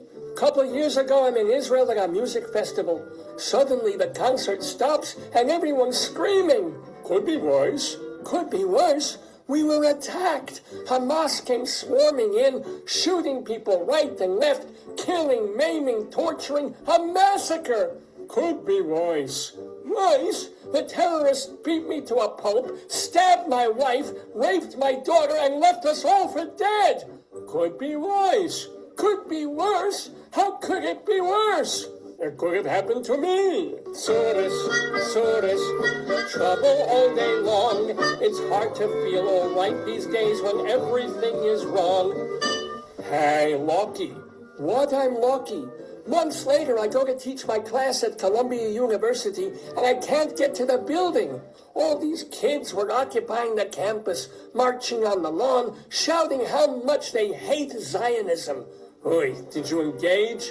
Yes, because I saw one of my own students, a Jewish kid, waving a Palestinian flag and hollering that Jews don't deserve Israel. Gewalt, stupid kids, what can you do? What I could do was tell him Jews have always lived in Israel, and God knows we're entitled to it after the Holocaust. Good for you. Not so good. The kid says his other professors taught him about colonialism and how Israel is stolen from the Arabs. Finally, I said, you want to talk about stolen? The ground you're standing on was stolen from the Indians. The house you grew up in sits on land stolen from a different tribe. Those sneakers you're wearing were made by Indonesian children laboring in factories that steal their childhood. And that essay you turned in last week, you stole it from the internet. The student got quiet. Then he hugged me and I walked away. That's wonderful. It was wonderful all the way to the subway.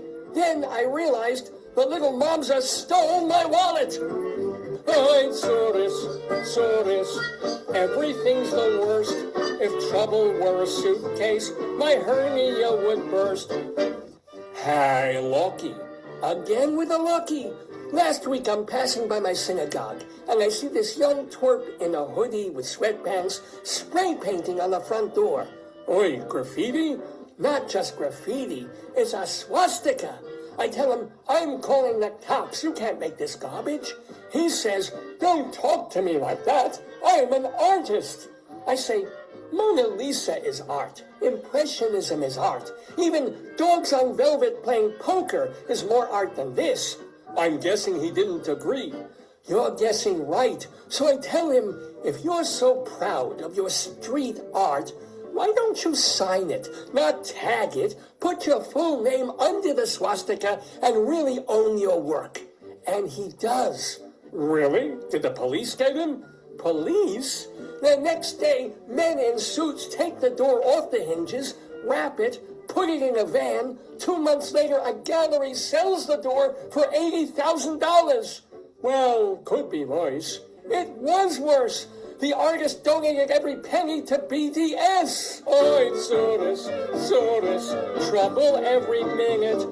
Happiness is fleeting, but misery's infinite. Oi, Tzuris, trouble, pain, and woe. There's more that we could tell you, but now we have to go.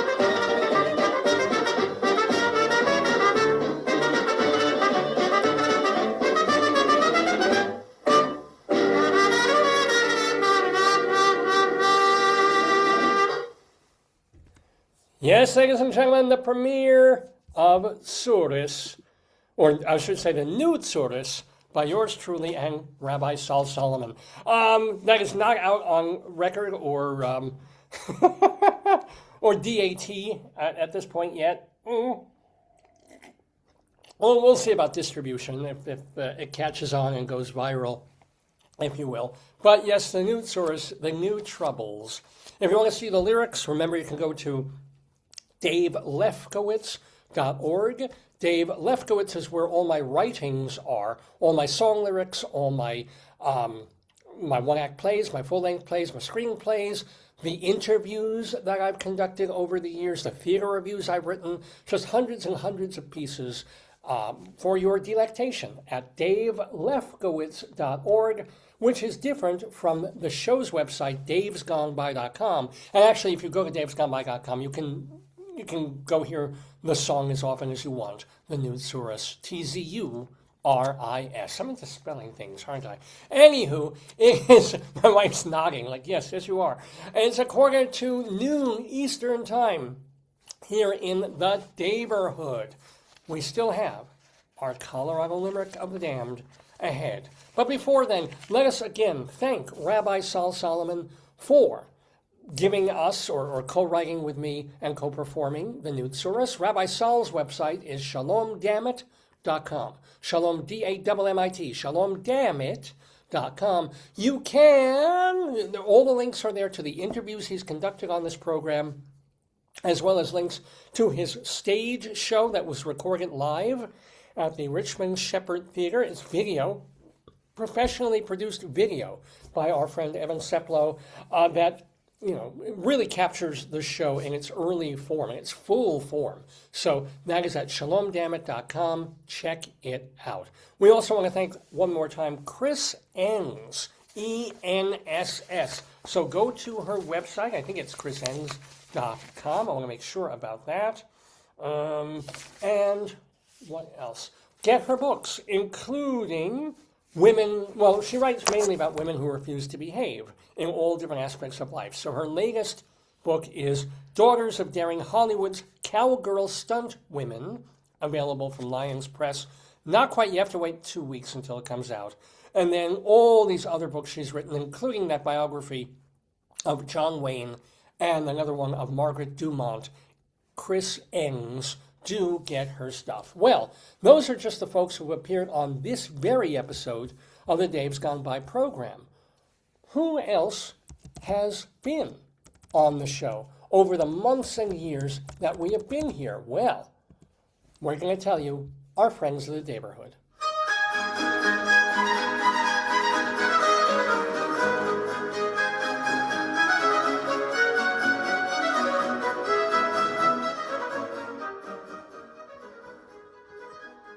Thank you, Antonio. Well, yes, friends of the Daverhood. So they include this week, I want to give a shout out to Ronald Rand, our great lovable friend Ronald Rand. He is giving a lecture, his acting lecture about the art of transformation.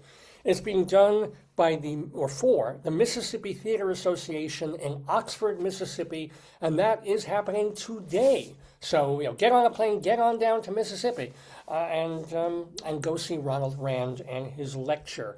Or if you're in a slightly other part of the country, you've got Chicago, where Vicky Quaddy is doing her show, Put the Nuns in Charge, and that is in Tinley Park, Illinois. I think that might be a Chicago suburb. Not sure. But anyway, go see. And of course, Vicky Quaddy is constantly doing shows, whether it's Late Night Catechism or Are You Smarter Than Your 8th Grade Nun, or I think there's Valentine's Bingo now. So yeah, check them all out with, her website is nunsforfun.com. Then we've got tomorrow, Bob Spiato is doing his show celebrating the shows and the music of Joel Grey. His show is called Shades of Grey. And it says, of course, about Joel Grey. But guess where he's doing it, hon? Because Bob Spiato's out on Long Island. Somewhere Grey, somewhere out there. He is going to be performing his one-man show about Joel Grey at the Hewlett Woodmere Public Library. Whoa. God, that was my library. I worked there for 40 years, and now I can't be there for this time. I wish I were. I wish I could see it tomorrow at the HWPL in Hewlett/Woodmere in New York. It's sort of on the borderline, essentially in Woodmere, but still has a toe in Hewlett. Anyway, go see Bob Spiato tomorrow and his one-man musical show. Then on Friday, Bob O'Hare, he was just on our show a week ago. Bob O'Hare is doing the songs of Robert Preston in his show We Take the Town at Don't Tell Mama. Also on Friday at the Tarrytown Music Hall in Tarrytown, New York, 3 of our Daverhood musical people all together, John Gorka, Lucy Kaplansky, and Cliff Eberhardt. All appearing together. Oh, I wish I could see that. Tarrytown Music Hall in New York. And also on Friday. Friday's a big day. It is a big day. It's my birthday, January 23rd. Willie Nile. He's going to be on this compilation album with all these different artists doing tributes to Warren Zevon.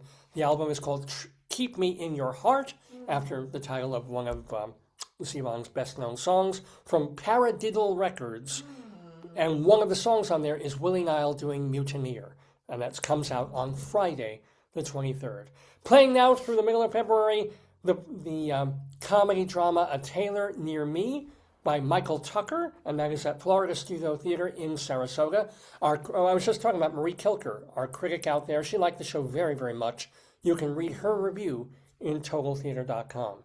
Let's see, David Sheward writes theater reviews for TheaterLife.com, CulturalDaily.com, and the aforementioned TotalTheater.com. Darren DeVivo does his new radio show, Noises from the Valley, on WKZE Radio, Fridays from 7 to 11 p.m. Eva Heinemann hosts High Drama on YouTube and Facebook. You can watch the whole shows and parts of them. Charlie Gross and Leslie Hoban Blake co-host Two on the Aisle, also watchable on YouTube. Phil Hendry does his comedy talk podcast. You can get that all at philhendryshow.com. I'm going to spell it Hendrie. Phil Hendry Show. I have to, otherwise people can't. I mean, you can Google easily enough, but still. And then anybody else? Weeknights you can listen to Carol Miller, veteran New York broadcaster, on Q104.3 FM in New York. And those, my friends, are the friends of the Daverhood.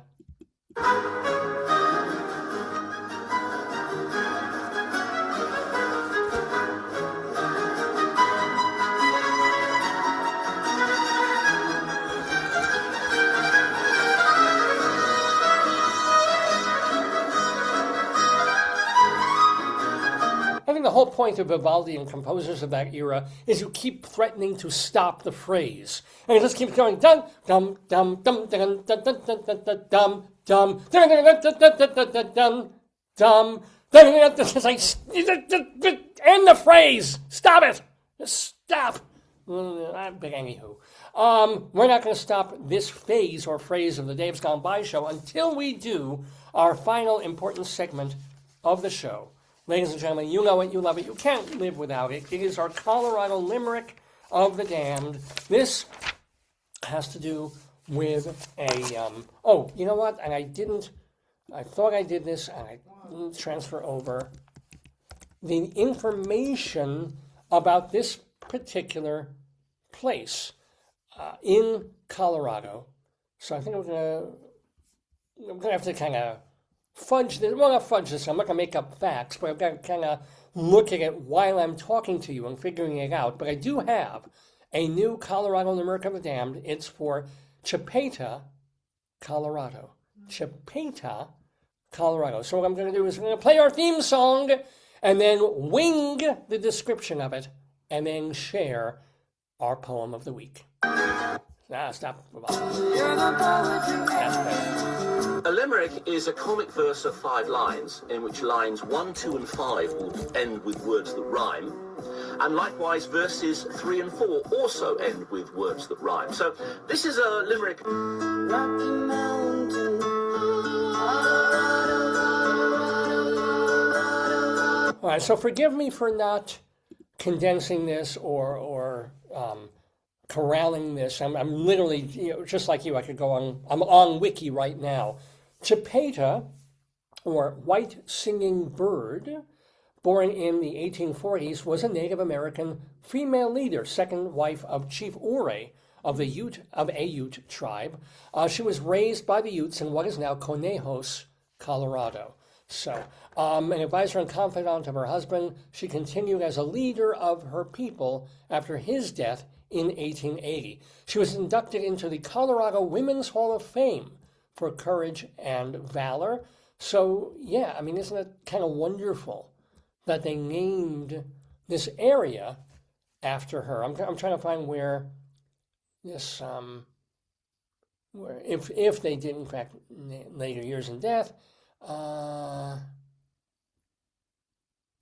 remains were reburied in a mausoleum in Ouray Memorial Park near her former home at Montrose, Colorado. At her memorial, 5,000 people attended, so it's pretty great. And again, I'm trying to find actual information about Chipeta, Colorado itself. The naming of that area is in present-day central Colorado. So that's about the most I can get for you while I'm scrambling to do this. There's a Chipeta Lake located along the Uncompahgre River in Montrose. So this is why I am able to create a horrifying, terrible, and disgusting Colorado Limerick of the Damned, which uses the town or the area of Chipeta for its rhymes and for its humor. So, ladies and gentlemen, without further ado, or don't, wait, I have to get this back up on here so I can see it.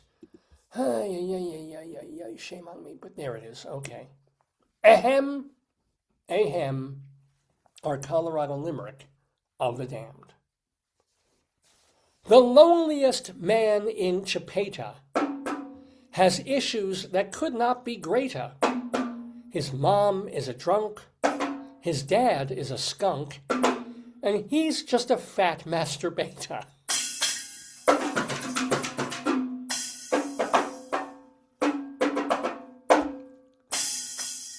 Kindly remember that if you have issues with that poem or anything else we do on the program, we have an email address, davesgoneby@aol.com. Feel free to write to me. Please write to me, davesgoneby@aol.com. You can also, of course, message me on Facebook or post your thoughts under our Facebook pages. I love the thumbs up. I love the little notes. Love it like when Marie makes little comments about... Engages with the interview a lot. Yeah, please engage. That's part of the reason I bother to even do this week after week after week after week, now 1,016 times. So please, please, please feel free to get in touch. davesgoneby@aol.com. Remember, we have a Twitter feed or an X feed, Radio Dave 2. It's Radio Dave and the number 2. Remember also the Instagram page, david.lefkowitz, our YouTube page, our YouTube channel, Dave's Gone By. What else? And that this website, the Facebook page, and davesgoneby.com are the places to check of what's coming up on future episodes of the show. davesgoneby.com, of course, the place where all our archives that you can listen to at any time and watch at any time reside. So yeah, this just about concludes the 1016th episode on this January 17th, 2026 here in the Daverhood. I want to thank you so much for joining us. Yeah, any last things that we want to talk about or You have the picture of yourself with the. We had National Bagel Day. We celebrated. National Bagel Day. Pictures for you. And we inadvertently, I think we had bagels. Well, apparently the toilet was not happy about it. Oh yeah. I love when they do this. Well, first of all, here's me standing in front of National Bagel picture. What you can't see, and what I was trying to do, was I lifted my jacket and was trying to make my belly into a bagel. Oh, I didn't see that. Yeah, it's really hard to. There's my little. It was cold, David. It was a cold day. Yeah, it was freezing cold. I was like, take the picture. Frostbite on your bagel. Frostbite on my bagel, it hurt. So National Bagel Day, there I was showing my belly bagel. And then we also on that, where is it? In the same restaurant, so you know this is a good quality restaurant. This is 4-star. This is Michelin. They had angry eyes on the toilet. Yes, indeed. I guess, as you said, it reminds people to put the seat down. I hope. Because it's a unisex. I don't know what the full purpose is, but I assume so. So, yeah, and men, put the seat down after you're done with it. Yes, not during. Before or during. Yes. So it's kind of cute. I like that. I want to put eyes. Remind me, I want to put eyes on our toilet. I think that would be a beautiful thing. You could see the pee and be free with me. Got nothing else to say about that. That went nowhere. Oh. How's your cocoa? It's a nice mug for cocoa. It has cocoa perfect. and milk, yeah. I could put the full cocoa. I dumped a little bit and I put some hot milk. That was absolutely yummy. I just felt bad for drinking it before I've had to shovel the walk. Although I don't know, it's not. It's. If you give me my phone, I think the gym is one swipe one. One star, so we'll hit the gym. I'll get a picture of the toilet. Yeah, the only other thing that I even had notes to talk about was how we kind of enjoy the gym. We're glad to go, but one time this week we were like, they have, because most of them have just one machine of a certain kind, right? So when it's busy, there are times when people are just, I don't want to say hogging the machine, because they want to do. Yeah, they're doing their own whatever they conceive as a workout. That's what they're doing, you know. Because we go on a circuit, we go from machine to machine, and go back. What the trainer said at the place.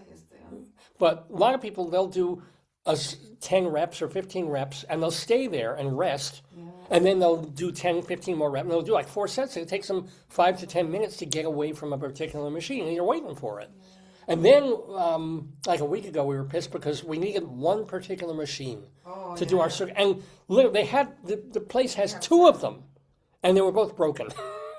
What are the odds that both of the same machine, maybe there's a recall or something, they got to fix a part in both of them. And they got a call from corporate. And it's like, we immediately, there's a bolt.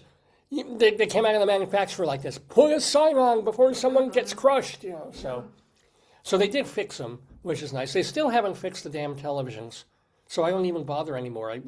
I've taken the cue from my wife, who just listens to music and has videos on her phone while we're on the treadmill. So I started doing that last time, and it really worked. It worked out. One of my least favorite Led Zeppelin albums, Led Zeppelin 3. I'm giving it another shot. So it's like, it's really good on the treadmill. So I'll do that again because I can't get half the stations on their stupid TVs up there. True. So quite annoying. But anywho, I must be Jewish because I'm complaining. And the only other thing to talk about is, yes, kindly, if you want to, do wish me a happy upcoming birthday. This week on Friday, I will turn 62 years old. Do I look it? Do you know what time you were born of the day? I used to know this. I think it was something like 5 or something in the afternoon. I wrote it. Let me see if I wrote it down. I'm not sharing the screen, so I can show my my little thing here. There was a point when I finally made a note of it. And I can also find my birth certificate, which. Oh, that's true. But let me see. That's Dave. So I was born January 23rd, 1964. What time? Oh, you're looking up the time. Wow. I don't have this, but my mother has this in her papers. my circumcision certificate. Oh, nice. Oh, Yeah. That's good. Yeah. Yes. I am a member of the tribe. You had your little cocktail wiener. I still have my little cocktail wiener. Let me see if I can find my birth certificate from back in the day. If I have, let's see. Do I? Because I had to send it to somebody for something. You were born around 3 or 4. In the afternoon, though. I used to think it was early in the morning, but no, it was, and I You don't. were born in the afternoon. Damn. What's this?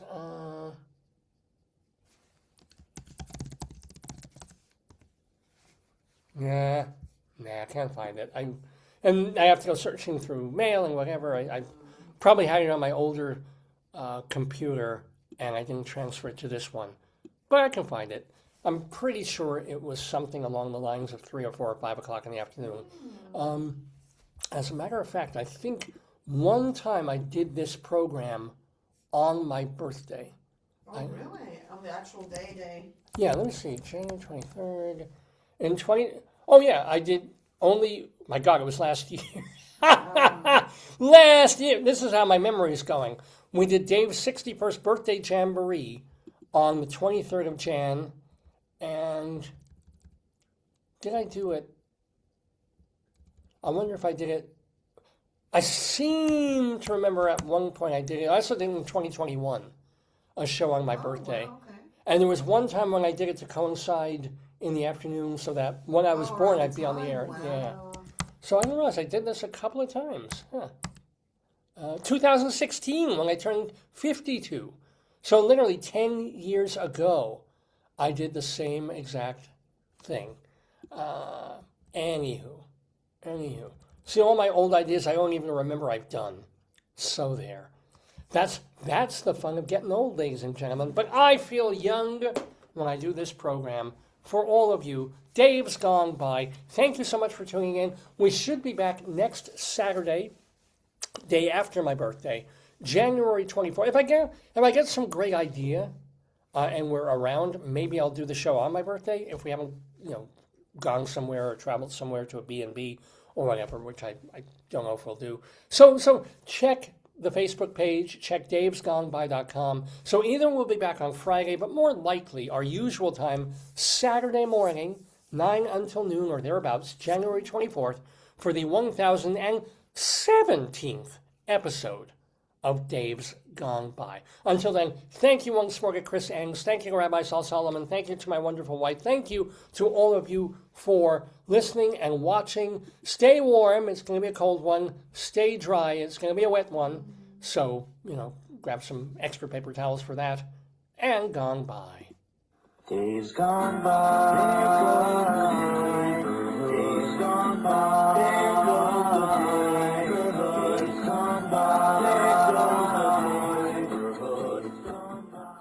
Okay, one more. My friend David lost his ID.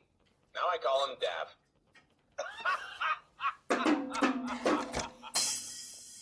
Could that have been more appropriate? I couldn't find my birth certificate. It's about David losing his ID. Yes! You know why? You are? Louder, I can't. Because I am the notorious DAD. No. DID. The notorious DTV. That's right. See you soon.